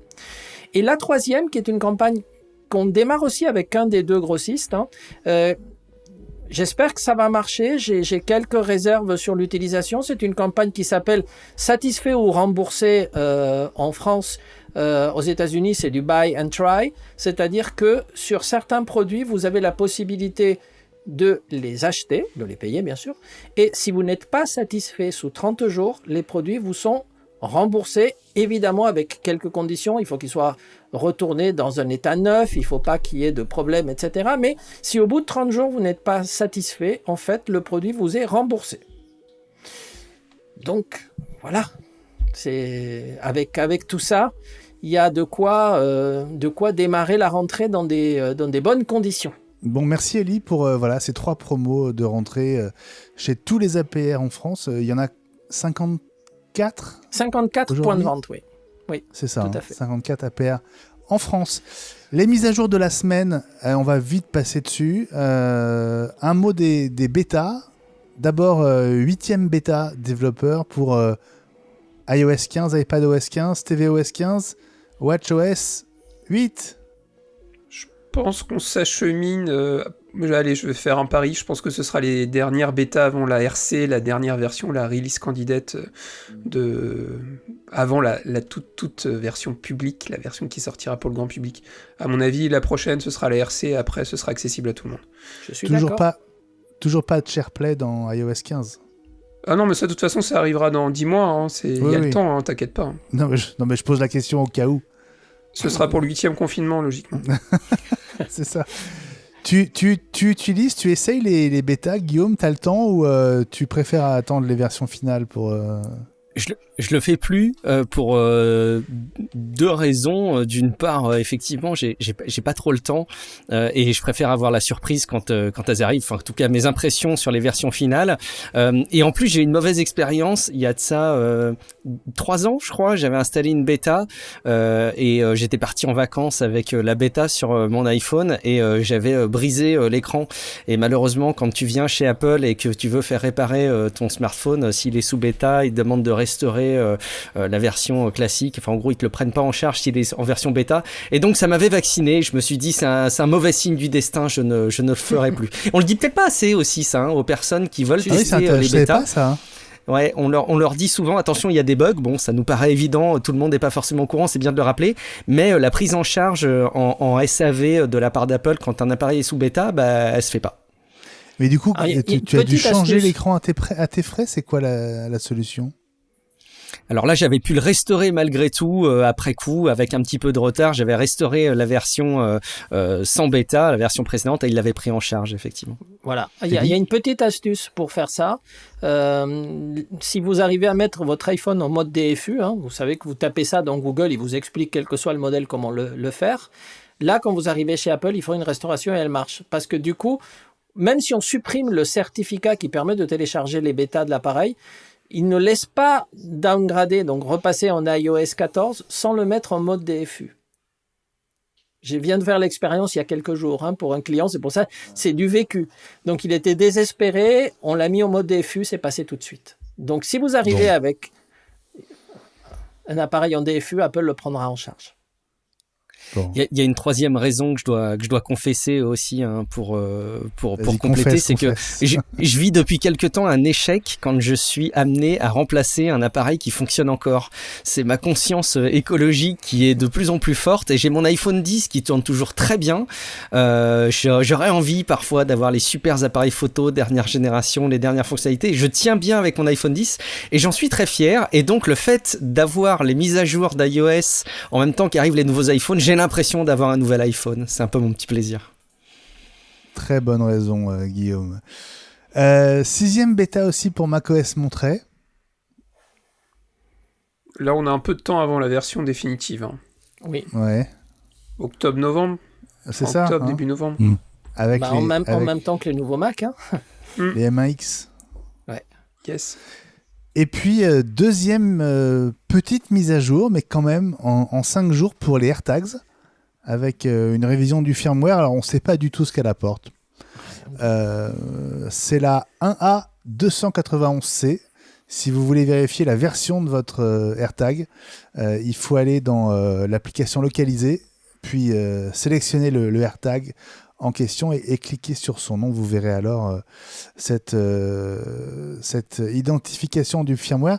Il n'y a rien à faire pour mettre à jour ces AirTags. Ça se fait tout seul normalement. Hein. Oui. Il n'y a pas de moyen de la forcer, la mise à jour. Pour l'instant, on n'a pas trouvé. Moi, il est pas à jour, mon AirTags. Ah, j'ai pas vérifié, moi. Et ben voilà. Bah écoute, t'as quelle version ? 1.0.276. J'ai un peu de retard. Hein. Ah oui, il n'est pas à jour du tout. C'est comme ça. Ça va venir. Prix ? J'espère. Une prière, un cierge, je sais pas. Guillaume a été à Confesse, donc moi je vais aller prier, quoi. Non mais sérieusement, dans ce cas-là, qu'est-ce qu'on fait quand le AirTag n'est pas à jour du tout ? À mon avis, on attend. On attend.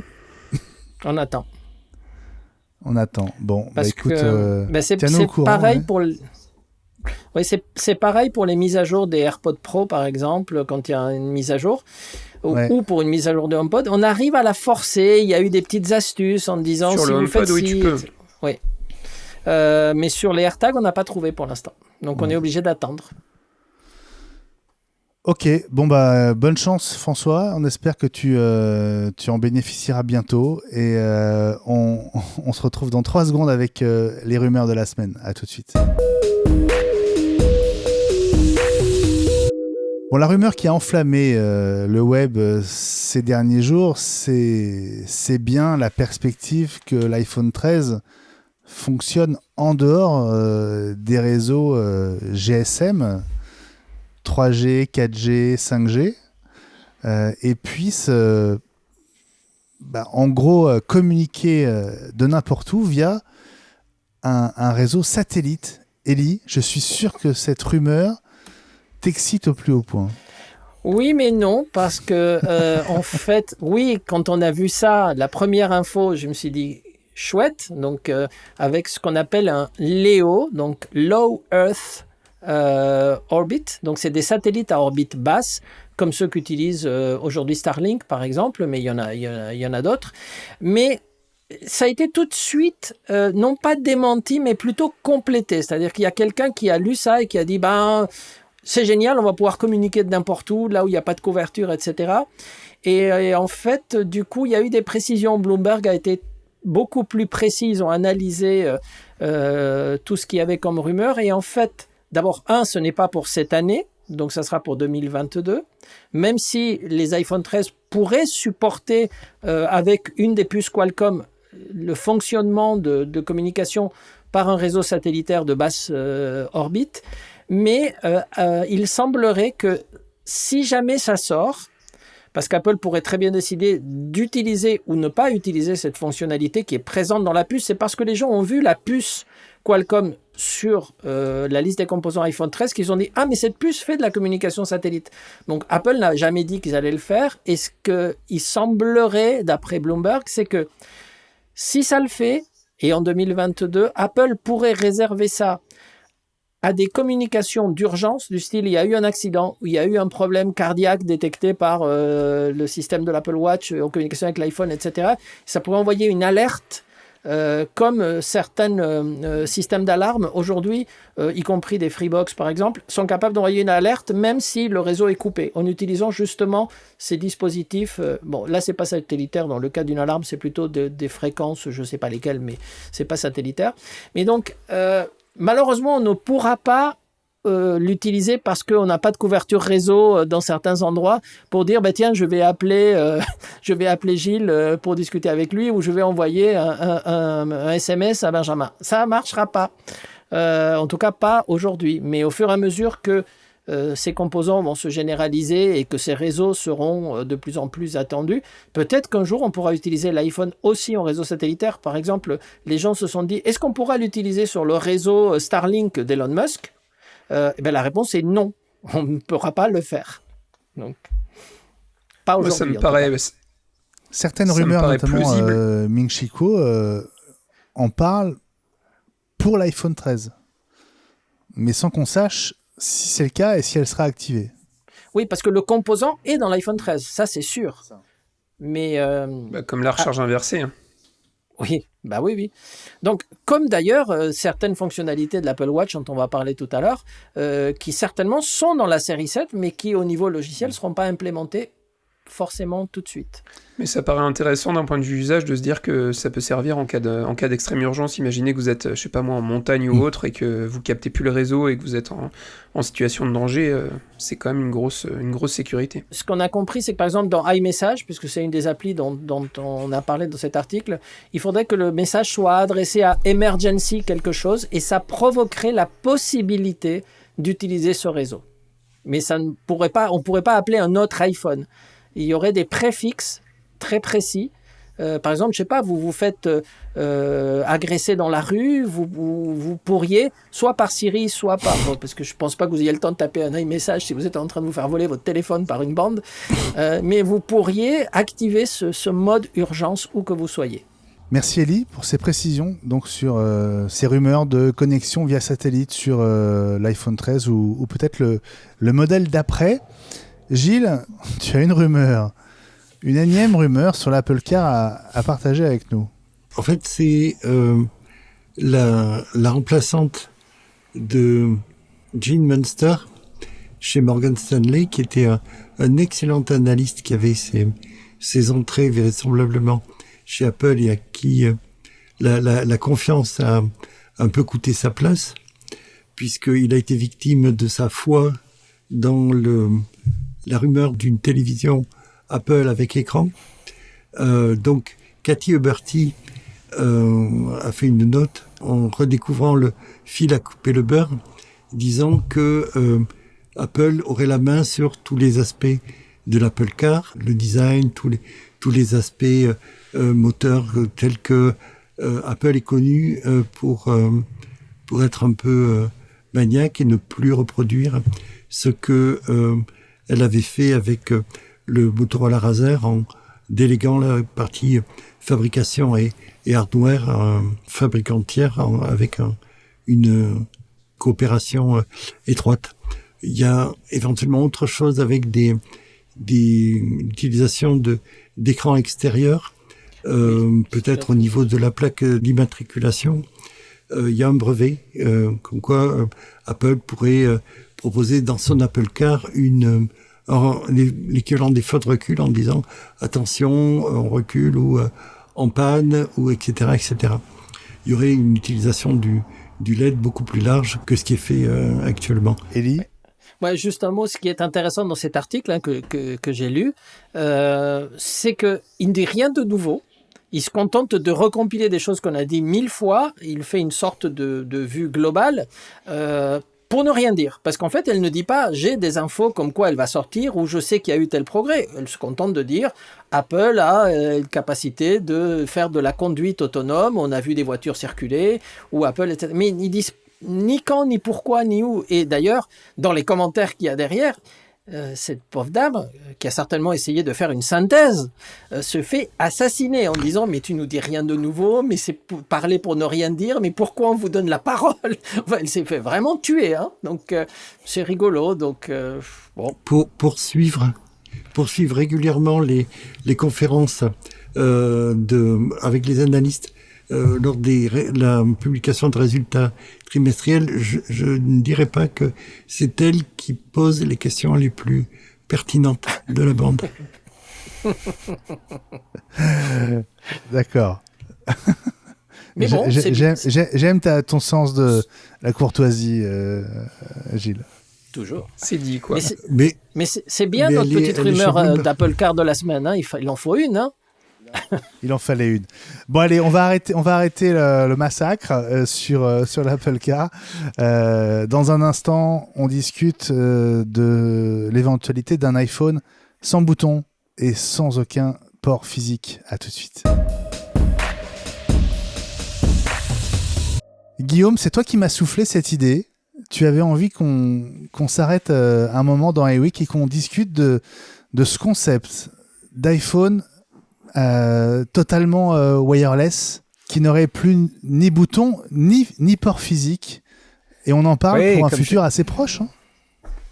Oui, tout à fait. Comme je le disais tout à l'heure en intro, c'est vrai que ce qui me marque le plus, c'est surtout cette absence de connectique physique. Oui. Et c'est pas quelque chose qui sort du chapeau, au contraire, hein, c'est quelque chose qu'on voyait déjà dans les rumeurs sur la roadmap des iPhones et qui pourrait arriver là avec l'iPhone 13. Alors on en parle plus beaucoup. J'ai pas suivi l'état actuel des rumeurs pour l'iPhone 13 à ce sujet-là. Mais c'est vrai que le dessin est tout tracé, hein, pour cet avenir. On a MagSafe qui est arrivé et après tout, on pourrait retirer le connecteur Lightning. On pourrait très très bien imaginer l'Apple qu'on connaît nous dire, regardez, désormais on a gagné de la place sur notre iPhone, comme on a retiré le port jack, on a fait preuve de courage et on a retiré le port physique et désormais vous pouvez utiliser votre iPhone sans aucun connecteur qui va physiquement rentrer. On a aussi la possibilité d'imaginer qu'ils reprendraient à leur compte la technologie un peu MagSafe, mais pas avec le même principe que ce qu'on a vu avec l'iPhone 12, et simplement une connectique qui s'aimanterait, qui serait un petit peu plus classique. Mais moi, ça me pose quand même question, et j'avoue qu'en tant qu'utilisateur, je reste un grand frustré de la multitude des connecteurs qu'Apple m'impose au quotidien dans la famille des produits que j'ai. Je pense que c'est de loin le truc qui m'horripile le plus dans les produits Apple, que j'adore pourtant, et j'aime beaucoup beaucoup l'écosystème des produits Apple, mais j'ai encore aujourd'hui le chargeur pour l'Apple Watch, j'ai encore le Lightning pour mon iPhone 10, j'ai encore l'USB-C pour mon Mac et mon iPad Pro, et ça m'insupporte de me dire qu'ils ne sont pas capables de nous proposer une solution clé en main. Et ce qui m'horripile encore plus quelque part, c'est que les motivations me semblent avant tout mercantiles et commerciales. Mais comme c'est ma vision d'utilisateur et que je suis sûr que vous avez suivi de beaucoup plus près ce sujet que moi, j'avais vraiment envie de confronter cette vision qui est très partisane de ma part avec l'analyse que vous pouvez en faire. Alors, réaction d'Élie, puis de Gilles avant de passer la main à François. Écoute, deux choses importantes. Quel serait l'avantage ? Et effectivement, moi, ce que j'ai lu, c'est au niveau de la connectique et non pas des boutons, parce qu'il faut à un moment donné des boutons pour l'instant. Et ça serait pour l'iPhone 14. L'intérêt, c'est que ça rend le téléphone beaucoup plus étanche, puisque là où on met un connecteur, même s'il y a une membrane, au fur et à mesure qu'on le branche et qu'on le débranche, il y a de l'eau qui passe. Donc, ça permettrait d'avoir un iPhone réellement beaucoup plus étanche. Ça, c'est l'avantage. Après, il va y avoir un certain nombre de problèmes. D'abord, les législations. Rappelez-vous qu'en Europe, il y a une norme qui est l'USB-C. D'ailleurs, Apple va à un moment donné être obligé, ils avaient fait des adaptateurs, etc., de nous sortir un adaptateur USB-C Lightning parce que l'Union européenne dit non, mais tous les téléphones vendus en Europe, il faut que ce soit de l'USB-C. On ne veut rien d'autre. Hein. Mais si on leur dit maintenant, tous les téléphones Apple, ils ne marchent qu'en MagSafe, c'est pire que l'USB-C. Et là, l'Union européenne va dire, non, mais attendez, on vous a dit USB-C, hein, on ne vous a pas dit MagSafe. Hein. Donc, pas sûr que ça soit si facile que ça. Mais je vois l'avantage. Après, s'ils arrivent à le faire sans bouton... Gilles. Je pense qu'il faut prendre le problème par les deux bouts. Alors, d'une part, je rebondis sur ce que dit Élie, c'est-à-dire que c'est en grande partie à cause de la pression des excités de l'écologie. Ce ne sont pas pour moi des écologistes, parce que avec leur volonté d'avoir un connecteur unique, en fait, ça accélère l'obsolescence de ce qui existe. Et Apple utilise depuis 15 ans le connecteur USB-A, qui est la norme des normes en matière de connexion depuis l'iMac. Le premier iMac en 1998. Le problème du MagSafe, c'est pour sortir vers le haut d'une problématique qui est imposée par l'extérieur, ce que Apple déteste par-dessus tout. Par contre, ce dont on ne parle pas, c'est les tensions différentes des chargeurs pour chaque appareil. Impossible de charger, par exemple, un iPad Pro ou même un iPad R6 avec un chargeur d'iPhone ou de nouvelle génération ou même d'ancienne génération. C'est à ce niveau-là que la problématique est plutôt... C'est l'iPad R4, non ? C'est l'R4, R4, oui, pardon. Oui. L'R4... Ou alors tu as une grosse exclue, Gilles. Non, c'est l'iPad 6, pardon. Et l'iPad, c'est l'iPad 8, hein. Bon, je vais encore... Oui. On va se faire taper sur les doigts dans les commentaires. Bon, Non, François, est-ce que tu crois à un futur iPhone sans bouton, sans port physique, voire les deux ? Je t'avoue, quand tu nous as évoqué le sujet, j'étais assez sceptique, et au final, plus j'avance et plus je réfléchis, surtout en écoutant mes chers amis. Je pense que le sans fil, on va l'avoir assez rapidement. Parce qu'on sent qu'Apple pousse vraiment la techno du MagSafe. Vous voyez, encore cette nuit, moi j'ai pas un chargeur MagSafe, c'est un chargeur à induction normale. J'ai posé mon iPhone dessus, et en fait ce matin, au moment de partir au boulot, je me suis dit, ah merde, il était mal positionné, du coup il était pas rechargé. Donc je pense que clairement, on va tendre vers ça, et regardez au final... Ça m'est arrivé il y a 3 jours aussi. Et je pense qu'on va vraiment tendre vers ça. Regardez l'Apple Watch, au final, on va avoir le droit à l'Apple Watch série 7. Ça fait 7 ans qu'en fait, l'Apple Watch, on la recharge uniquement sans fil, avec un chargeur à induction spécifique, hélas, mais c'est pas un manque le fait qu'il n'y ait pas de prise physique dessus. Pour les boutons, au début, je me disais non, et puis finalement, en y réfléchissant, quand on voit la Touch Bar, par exemple, qui va être supprimé sur les MacBook Pro, hein, ça c'est pas le problème. Mais quand on voit la Touch Bar, au final, d'une certaine manière, c'est juste des boutons qui deviennent des boutons sous forme d'écran. Donc après tout, pourquoi pas envisager qu'un jour, sur le côté de l'iPhone, au lieu d'avoir des boutons physiques, on ait juste un petit écran LCD, puis on pourrait éventuellement cliquer dessus. Why not? Alors je vois Gilles qui fait non de la tête. Non. Mais non, sur le principe final... Des problèmes d'étanchéité, alors qu'il y ait des détecteurs de charge qui vont détecter la différence de polarité entre tes doigts et le châssis normal que tu ne tiens pas et qui va dire à cet endroit-là ça va être du plus, à cet endroit-là ça va être du moins. C'est peut-être la solution qui sera adoptée par Apple, mais si tu mets un écran LCD dans ton châssis, si tu l'inclus dans ton châssis, tu risques de retomber dans des problématiques d'étanchéité telles qu'on peut les connaître. Mais question toute bête, hein, vraiment, comment est-ce qu'on allume un iPhone qui n'a pas de bouton? Ben voilà. Ou qui est en panne. Avec la différence de charge. Ouais, mais s'il est en panne, il n'y a pas de différence de charge. Hein. Donc, il faut au minimum un bouton. Peut-être pas le bouton de volume, etc.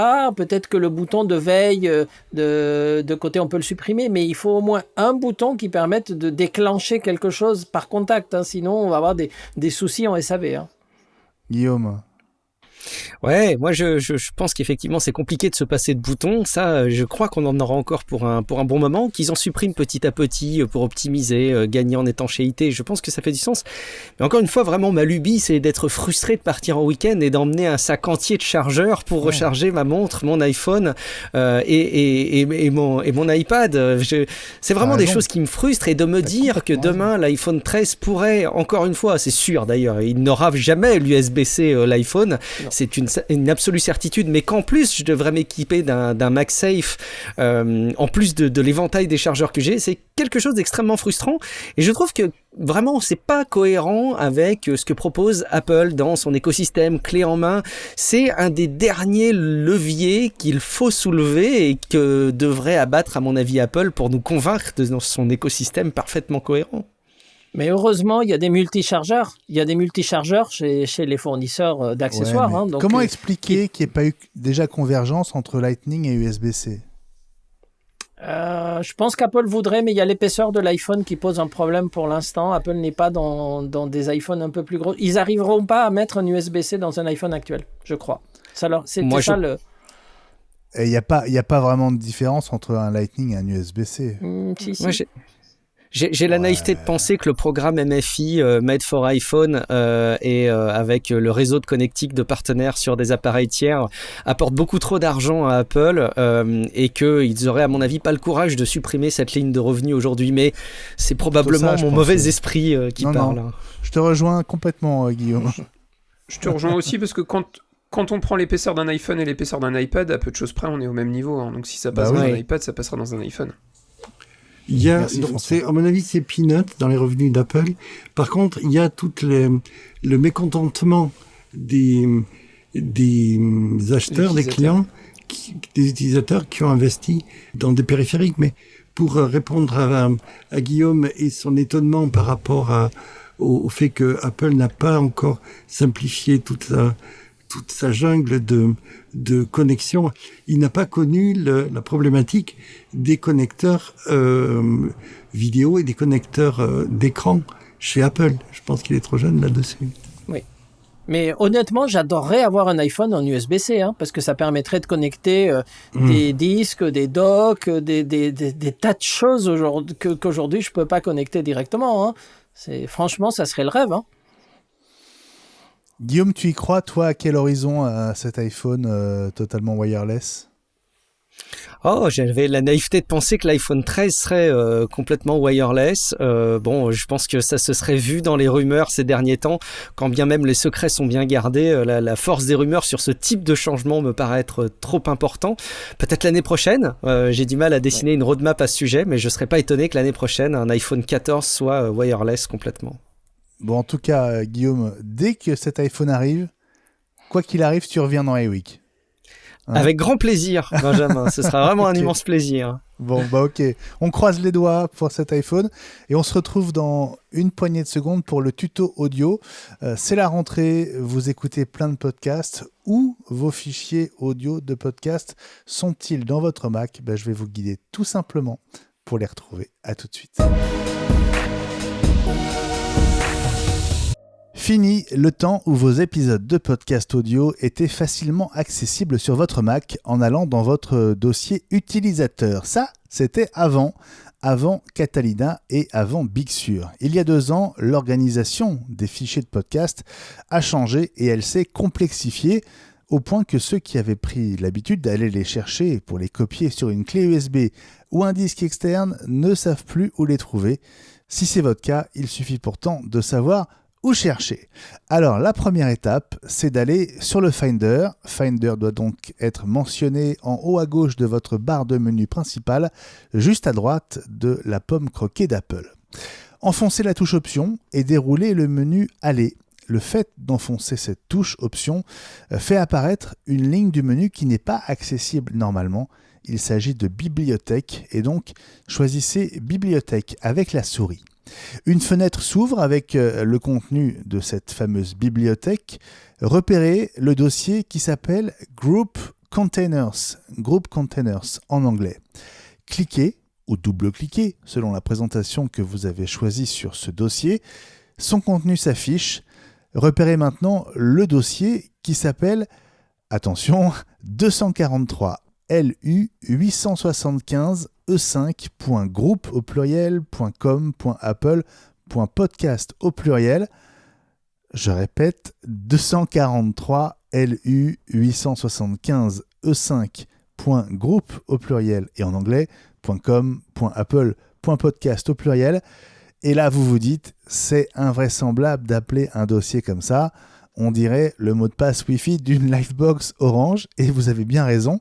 Et puis, vous vous dites aussi que ce nom doit être différent pour chaque utilisateur et sur chaque Mac. Eh bien non, pas du tout. C'est le nom de tous ces dossiers sur tous les Macs qui existent. C'est le nom prédéfini au niveau de l'OS, donc pour ce dossier spécifique qui aurait aussi bien pu s'appeler podcast. Oui, on est bien d'accord. Alors donc, vous avez localisé ce fameux dossier, cliquez dessus. Vous n'êtes pas arrivé pour autant, hein. Il faut encore cliquer sur Library, puis sur Cache au singulier. Et là, apparaissent enfin tous les épisodes de podcast qui ont été téléchargés sur votre Mac. L'autre mauvaise surprise, c'est que les fichiers ne s'appellent pas comme le nom du podcast et l'épisode, mais par une suite de chiffres et de lettres à la Livebox à nouveau. Vous avez quand même 2 points de repère. D'abord le visuel du fichier. Le plus souvent, il s'agit du visuel du podcast avec son nom écrit dessus. Et puis l'autre point de repère, c'est la date de création de chaque fichier. Et c'est un bon moyen de filtrer parmi tous les épisodes disponibles pour trouver rapidement celui que vous recherchez. Il ne vous reste plus qu'à déplacer le fichier ou les fichiers vers un autre dossier ou un support externe pour le copier. Voilà, maintenant que vous avez bien travaillé, vous avez bien mérité de mettre les pieds sous la table des lits. Guillaume, est-ce que tu es bien installé avec ta serviette autour du cou ? C'est moi, ma serviette. C'est pas une serviette, c'est Oui, un ta superbe serviette. sweat, enfin, Benjamin. Malheureux que tu es. C'est pour éviter les tâches. Je te le prouve, je l'enlève, regarde. D'accord. Bon, bienvenue en tout cas à la table d'Eli Habitbol, notre chef cuisinier, qui t'a concocté un menu entrée plat dessert quasiment rien que pour toi, j'en suis sûr, n'est-ce pas Eli ? Ah bah écoute, presque. Mais tu vas voir, j'espère que vous allez aimer. Donc la première chose en entrée, puisque je vous avais dit qu'il commençait à faire un peu frisqué et que dès qu'on va se rapprocher du mois d'octobre, on va commencer à voir si le chauffage par hasard ne commencerait pas à fonctionner. Et donc nos amis qui reviennent très souvent dans l'émission de chez Yves nous ont préparé une petite surprise, ça a été annoncé tout à l'heure, de rentrée.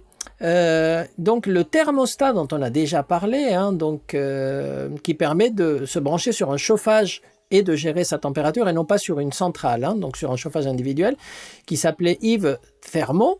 n'était pas compatible Thread. Et ça, c'est mal. Parce qu'on a parlé beaucoup de Thread et de la possibilité d'étendre la portée d'un réseau domotique avec des articles compatibles Thread. Et bien maintenant, c'est chose faite. Donc soit par une mise à jour de logiciel si votre vanne thermo est récente, soit en changeant évidemment le modèle. Ils deviennent compatibles Thread. Et du coup, comme des radiateurs, il y en a normalement dans toutes les pièces d'une maison. Avec ces vannes-là, vous avez un réseau domotique dans toutes les pièces de la maison qui est étendu. Donc, c'est plutôt une bonne nouvelle. C'est une petite nouvelle, c'est pour ça que c'est une entrée, mais on l'attendait, elle est là. Attends, donc voilà. Excellente entrée, Élie. Voilà, alors le plat est un peu plus compliqué parce qu'on a un tout petit peu goûté, on avait faim pendant l'émission. Donc, il y a eu un article consacré en fait aux fonctionnalités de l'Apple Watch qui devaient être là et qui n'y sont pas, et ils expliquent pourquoi. C'est un article du 1er septembre, encore une fois, donc c'est pas vieux. Ils font l'analyse de tout ce qui avait été annoncé et du fait que ce n'est pas disponible et pourquoi. Et donc, j'ai trouvé ça assez intéressant. Vous pourrez le regarder, on vous mettra un lien sur Twitter si ça vous intéresse. Et en fait, il devait y avoir des tas de choses concernant la température. Donc du coup, c'est devenu maintenant, comme je l'ai dit tout à l'heure, plutôt plus modeste. Et donc on va pouvoir voir un cycle de température et non pas une température précise pour essayer de voir par rapport à un cycle de fertilité d'une femme. Ça pourrait l'aider, ça serait dans l'application santé, dans la notion de cycle. Apple essayait aussi, avec l'Apple Watch, de fournir une fonction pour détecter l'apnée du sommeil, qui serait très très pratique pour tous ceux qui souffrent de cette apnée du sommeil, qui peut être grave. Il devait aussi s'attaquer à une détection de diabète. Donc tout ça, ce sont des grands projets médicaux. Mais la source du journaliste qui a écrit cet article dit avoir eu accès à des documents internes d'Apple, et donc il en a parlé au Wall Street Journal. Donc on parle vraiment maintenant de sources un peu établies, hein. Et donc ils ont dit que Apple travaille sur tous ces sujets, mais que la plupart de ces fonctions, sauf surprise, on verra la keynote, auraient été repoussées à 2022. Ils ne disent pas à l'Apple Watch série 8, hein, ils disent à 2022. Donc la première, c'est le thermomètre, on en a parlé. Ensuite, c'est la pression sanguine, mais sans avoir quelque chose qui se gonfle. Ils voudraient en fait aussi détecter l'hypertension. Donc l'hypertension est un gros sujet. Mais pour l'instant, ils n'y arrivent pas. Ils ne sont pas vraiment satisfaits. Et donc, tout ça arrivera un jour. On peut y croire. Moi, j'aimerais bien. L'Apple Watch est pour moi un outil indispensable pour la surveillance de la santé. J'ai dit maintes fois dans l'émission que ça devrait être remboursé par la sécurité sociale, mais ils ne m'écoutent pas pour l'instant. Mais je ne désespère pas. Sachant que Weezing a mis en place une mesure de la glycémie depuis l'année dernière. Bonne info. Bon, donc, Élie, tu nous dis en gros que non seulement l'Apple Watch sera en retard, mais en plus, il manquera toutes les fonctions qui nous ont fait rêver depuis un an. Oui, alors ce qu'on ne sait pas, c'est si les détecteurs sont présents et que le software n'est pas totalement au point, ou s'ils réservent encore des choses qui nécessiteraient de capteurs qui ne sont pas dans la série 7. Ça, on ne sait pas. On ne sait pas. Bon, allez, on va finir en beauté, Élie. Oui, un petit dessert, et je vous ai dit un feu d'artifice. Encore une fois, c'est une info très récente. Alors, jusqu'à cet après-midi, je ne pouvais pas en parler parce qu'en fait, il existe un programme de bêta-test chez Philips Hue par rapport à des nouvelles fonctionnalités du logiciel à partir de la version 4.4 qui est sortie il y a quelques jours.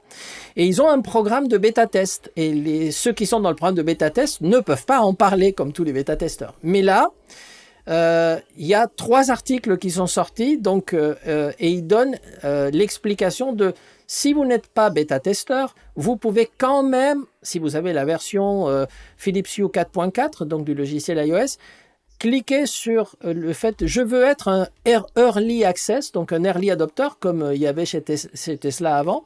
Et donc en disant, c'est un peu comme une bêta publique, en disant ok, c'est une fonctionnalité qui va arriver en octobre, mais je voudrais la tester dès maintenant, et à ce niveau-là, vous pouvez participer. Et en fait, qu'est-ce que ça fait tout ça? Eh bien, ça vous permet de faire une intégration entre Philips Hue, donc les lumières, dont on a parlé maintes fois dans l'émission, et Spotify. Donc ça tombe bien parce que Spotify, j'adore. Vous savez que je le défends quand je peux. Hue, j'adore. Et donc le fait de pouvoir avoir une interaction entre Spotify et Philips Hue, ça me parlait. Et donc j'ai fait le test et c'est assez sympathique parce que en fait, depuis l'application Philips Hue, vous pouvez lancer Spotify, vous pouvez lancer la playlist que vous voulez et vous allez définir ce qu'on appelle une zone de loisirs, ce qu'on faisait déjà lorsqu'on synchronisait des films, ça on pouvait le faire avant. Et quelle que soit la playlist ou la chanson de Spotify que vous écoutez, l'interaction va suffisamment loin pour ne pas dire comme on faisait avant, je mets en marche un micro. Donc le système écoute la musique et fait bouger les lumières en fonction de si ça fait boum boum. Pas du tout. En fait, Spotify communique à Philips Hue des métadonnées de chacune des chansons qui permettent sans aucun micro d'adapter le tempo, la dynamique en fonction de la chanson qui passe. Et ça, c'est assez novateur. Alors, j'ai essayé sur une ou deux chansons, parce que c'est en route depuis tout à l'heure, avant l'émission. Donc, il faisait plein soleil, donc les lumières n'étaient pas très spectaculaires. Donc, mais je vais tester ça maintenant qu'il doit faire un peu plus sombre. Et je vous ferai un test complet parce que le produit donc, sera disponible pour tous les utilisateurs à partir du mois d'octobre. Le temps que certains bêta-testeurs remontent des problèmes s'il y en a. Et pour ceux qui ne peuvent pas attendre et qui ont Spotify, vous allez dans Quad 9, dans l'application Philips Hue, ils vont vous présenter les nouvelles lampes et ils vont vous dire, on peut synchroniser Spotify, est-ce que ça vous intéresse? Vous dites oui, vous dites, est-ce que vous voulez un early access? Et si vous dites oui, ça va se débloquer au niveau du logiciel et c'est rigolo parce que jusqu'à maintenant, il fallait le petit boîtier de connexion Sync qui coûtait quand même 249 €. Donc, oui. Bon, donc là, a priori, pour la musique, pour l'instant, c'est gratuit et vous pouvez synchroniser non seulement à partir de l'iPhone, mais aussi si vous avez le décodeur hardware et aussi si vous avez un Mac ou un PC. Donc, du coup, il couvre large l'écosystème Spotify et c'est sympathique. Voilà. Moi, j'ai cherché, Ellie, avec l'application Philips Hue, une partie de la journée, comment activer ce truc qui m'a hypé à fond. J'ai pas trouvé. Mais je me fais peut-être un peu trop vieux pour comprendre comment est-ce que je peux l'activer. J'ai pas réussi. Il faut que tu ailles dans Explorer. Donc, Explorer, qui est l'avant-dernier menu. En bas, il faut que tu vérifies que tu es bien en 4.4, version qui est sortie hier, je crois. Et quand tu vas dans Explorer, tu fais défiler les différentes choses et tu vas arriver à un moment donné qui te dit nouveaux produits et fonctionnalités, te le dit en anglais d'ailleurs, New Products and Features. Tu fais Learn More et là tu vas arriver sur une page qui va te dire nous savons synchroniser avec Spotify, est-ce que ça vous intéresse d'être dans le programme Early Access par exemple. Voilà, je vais creuser. J'y étais pas arrivé, mais je vais recreuser, Ellie. Et je t'enverrai un message si jamais j'y arrive pas. Je te donnerai, parce que moi, je ne l'ai pas testé par cette voie-là, étant donné que moi, j'étais déjà dans le programme bêta. Donc, du coup, moi, j'ai eu un truc spécial, en fait, donc, de chez eux. Oui. Mais j'ai la mise à jour de l'app Philips Hue. Tout s'explique. Alors Voilà. tu vas pouvoir nous en parler la prochaine fois. Comme ça, on comparera nos expériences, parce qu'effectivement, c'est assez sympa. Oui, elle avec arrive. Plaisir. La 4.4. On la voit. Yes. Cool. Bon, bonne chance Guillaume pour cette mise à jour et pour cette synchro entre tes ampoules connectées et Spotify. On est quasiment à la fin de cet épisode 54 et oui, je sais, ça passe trop vite. On tourne une très courte page et on se retrouve pour nos coups de cœur de la semaine. À tout de suite. Nos coups de cœur de la semaine. Gilles, je vais commencer par toi. Tu es tourné déjà vers le 20e anniversaire du 11 septembre. Effectivement, est sorti aujourd'hui le documentaire d'Apple dont on avait parlé la semaine dernière ou peut-être celle d'avant sur le vécu des attaques du 11 septembre il y a 20 ans par George Bush et par son entourage et le résultat était à la hauteur de ce qu'on pouvait espérer avec l'immersion, la façon de de raconter il y a une timeline minute par minute et des informations, ce qu'on savait, hein, mais on a vraiment les témoignages des gens, des protagonistes de l'époque. Et puis, sachant que c'est un événement dont la séquence vient de se clore il y a 2 ou 3 jours avec le départ des Américains, ces attaques du 11 septembre, voilà, d'Afghanistan ont déclenché une première guerre qui est celle d'Afghanistan. George Bush disant que vous soyez à l'origine de l'attaque ou que vous abritiez les gens qui les ont commises, nous vous considérons comme responsables au même titre et nous vous rentrerons dedans de la même façon. Et puis également la guerre d'Irak. Tu as couvert la première, Benjamin, je crois. La seconde, dont on n'a pas fini de voir non plus les conséquences, puisque c'est l'événement qui a entraîné l'émergence de Daesh et les attentats dont on va commémorer l'arrivée dans les mois qui viennent. Il y a eu un certain nombre de podcasts sur France Inter les semaines qui viennent de s'écouler. Ok Gilles, donc ça s'appelle 9/11 Inside the President's War Room et c'est donc arrivé depuis quelques heures sur Apple TV+. Élie, 2 lectures incroyables. Oui, pour le prix d'une. Et en fait, je vous explique rapidement, je vous fais le pitch rapidement. Il y a un auteur que j'adore qui s'appelle José Rodríguez dos Santos, dont on a déjà parlé, qui a écrit La formule de Dieu, La clé de Salomon, etc. Donc vendu à des millions d'exemplaires et c'est en même temps historique et en même temps très scientifique et en même temps un thriller. Et là, il a fait une nouvelle collection, donc 2 bouquins que je vous conseille, c'est pour ça que j'ai dit 2 pour le prix d'un, qui en fait, ce sont des bouquins historiques inspirés de faits réels. Donc le premier s'appelle L'homme de Constantinople et le deuxième s'appelle Un millionnaire à Lisbonne. Et donc ça raconte la vie d'un personnage qui a existé, un Arménien qui s'appelle Calouste, dans le roman il s'appelle Sarkissian et ce n'est pas son nom réel, mais et c'est quelqu'un qui a existé, donc qui s'appelait en fait Calouste Gulbenkian et qui a été en fait l'homme le plus riche du monde au début du XXe siècle parce qu'en fait c'est quelqu'un, un Arménien, qui a commencé à exploiter le pétrole, à l'époque où les gens ne savaient pas ce que c'était le pétrole et pourquoi, et il a eu des concessions aussi bien en Perse que dans l'Empire ottoman, etc., etc. Et en même temps, il raconte la persécution et le génocide arménien, c'est juste incroyable. Et dans la deuxième partie, en fait, il vit la Seconde Guerre mondiale, l'occupation de la France, etc., etc., etc. Et en fait, tout ça, ce sont des choses qui se sont passées, mais qui sont évidemment romancées un tout petit peu. Et j'ai trouvé les 2 bouquins absolument passionnants et je vous les conseille. Merci Ali. Donc, rappelle-nous leur titre juste en un mot. Oui, donc L'homme de Constantinople, le premier, et le deuxième, un millionnaire à Lisbonne, et donc tous les 2 de José Rodríguez dos Santos, et on trouve ça évidemment dans Livre Apple, on trouve ça dans Kindle, on trouve ça dans toutes les librairies, et si vous aimez ce style, après il a fait une dizaine d'autres bouquins qui sont juste incroyables. Bon, merci beaucoup Élie. Avant de découvrir le coup de cœur de Guillaume, François et moi, on a chacun un hub à vous présenter. Oui. François, je te laisse commencer. En fait, il y a une marque qui s'appelle Satechi qu'on a déjà évoqué, qui avait présenté un hub spécifique pour l'iMac, le nouvel iMac, il y a quelques semaines, qui est plutôt sympa, mais qui avait un défaut pour moi. Alors, il a 3 USB-A, un USB-C et un lecteur de carte SD et micro SD. Mais pour moi, il avait un défaut, c'est qu'en fait, il était dans une seule couleur, la couleur grise. C'est-à-dire que si vous achetez un iMac vert ou un iMac bleu, vous n'avez pas assorti à votre iMac. Et quand on achète un iMac 24 pouces, c'est aussi pour le design.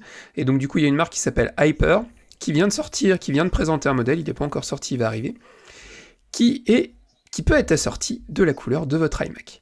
Alors vous avez deux modèles, vous avez un modèle sur lequel vous avez spécifiquement des ports USB-C ou A, et vous avez un modèle un peu plus haut de gamme sur lequel vous pouvez retrouver un HDMI, un lecteur de carte micro-SD, SD. C'est plutôt pas mal, c'est des hubs qui valent quand même entre 50 et 80 $. Maintenant, voilà, l'avantage du deuxième modèle, c'est que vous pouvez la sortir à la couleur de votre iMac, et c'est plutôt sympa. Et c'est vrai que ça manque toujours, je trouve, d'avoir des prises sur le devant de l'iMac.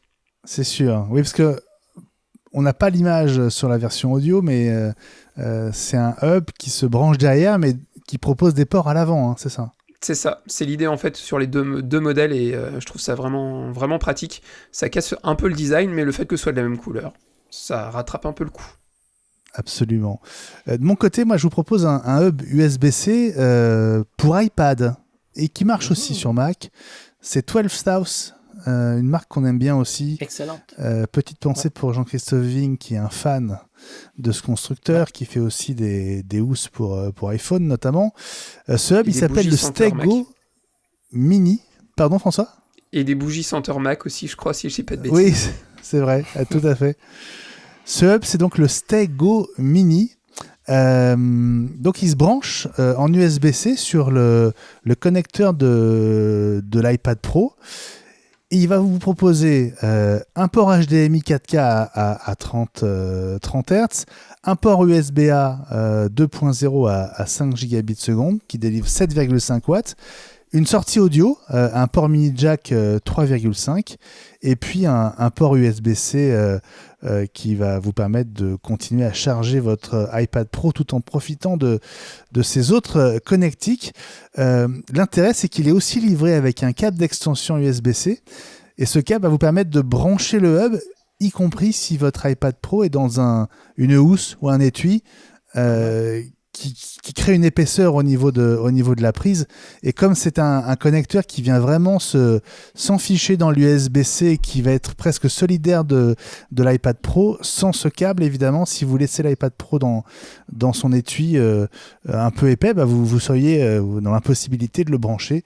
Donc le câble permet de contourner ce problème, et il vous permet aussi de déporter la connectique si vous voulez la dissimuler, pour pas forcément avoir tous ces branchements directement au pied de votre iPad Pro. Et donc, comme c'est de l'USB-C, bah, ça marche aussi sur Mac si vous le souhaitez.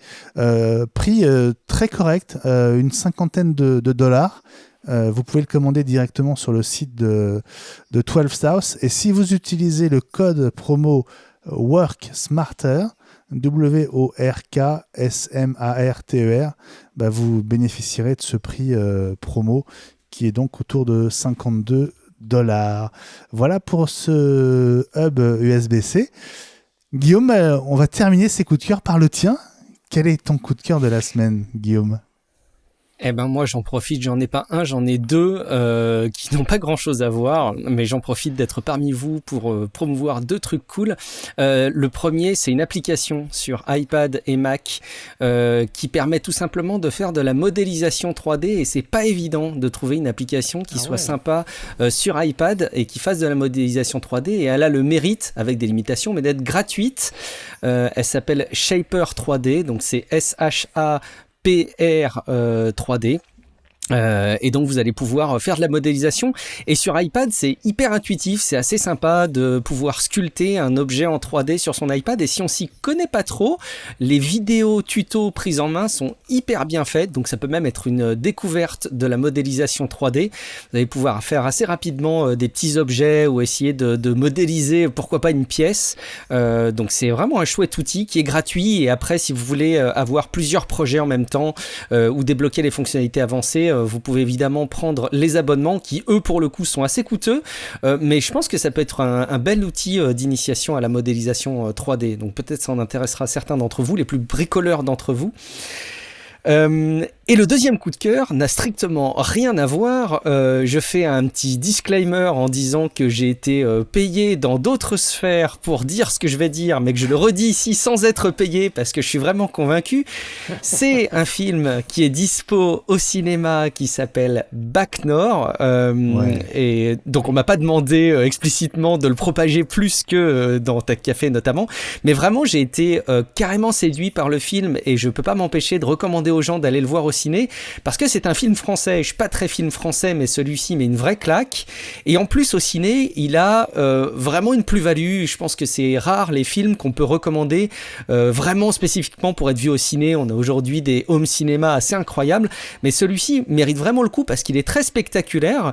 Ça se passe à Marseille en 2012 et on suit la Bac Nord, donc évidemment avec les policiers qui sont poussés à améliorer leurs résultats et qui sont amenés même à faire des actions qui sont aux limites de la légalité. C'est en plus un sujet plutôt d'actualité puisqu'il y a eu des éléments juridiques sur le sujet qui ont été traités au printemps et ça fait encore l'objet d'actualisation dans l'actualité en France. Donc je vous invite vraiment à aller jeter un coup d'œil parce que c'est un chouette film. Il a des très très bonnes critiques, il a une très belle restitution visuelle et je pense que c'est aussi un chouette moyen d'encourager aussi le cinéma qui méritent, je pense, d'être soutenus compte tenu de ce qu'ils ont vécu. Merci Guillaume pour ces 2 coups de cœur. Très sympa d'avoir contribué à ces petites pépites de fin d'épisode comme chaque semaine ou presque dans iWeek, la semaine Apple, le podcast.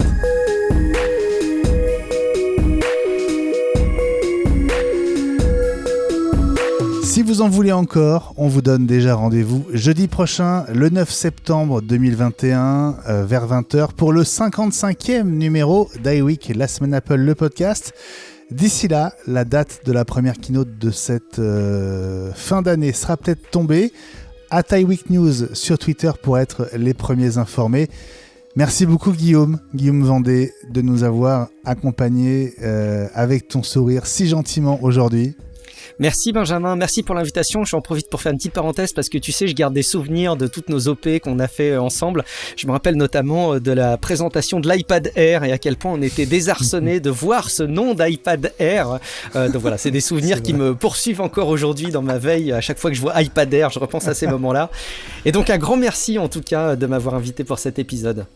C'est très sympa d'avoir été là.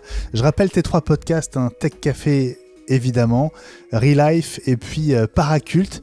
À très bientôt dans iWeek, mon ami. Merci Benjamin, merci à tous. À bientôt. À bientôt. Salut la team. Salut Benjamin. Bonsoir tout le monde. Arigato. Ça y est, j'ai retrouvé. Allez, petit salut individuel. Salut Gilles. Arigato. Salut Ellie. Bonsoir à tous et à la semaine prochaine. Et salut François. Salut à tous, passez une bonne semaine et on aura peut-être plein de nouvelles infos la semaine prochaine, sait-on jamais. Eh oui. Merci de votre fidélité. Parlez de nous autour de vous. Abonnez-vous à iWeek, la semaine Apple, le podcast évidemment sur votre plateforme préférée, Spotify, Apple Podcast, Deezer et toutes les autres. Et puis avec la team, on est impatient de vous donner un deuxième rendez-vous.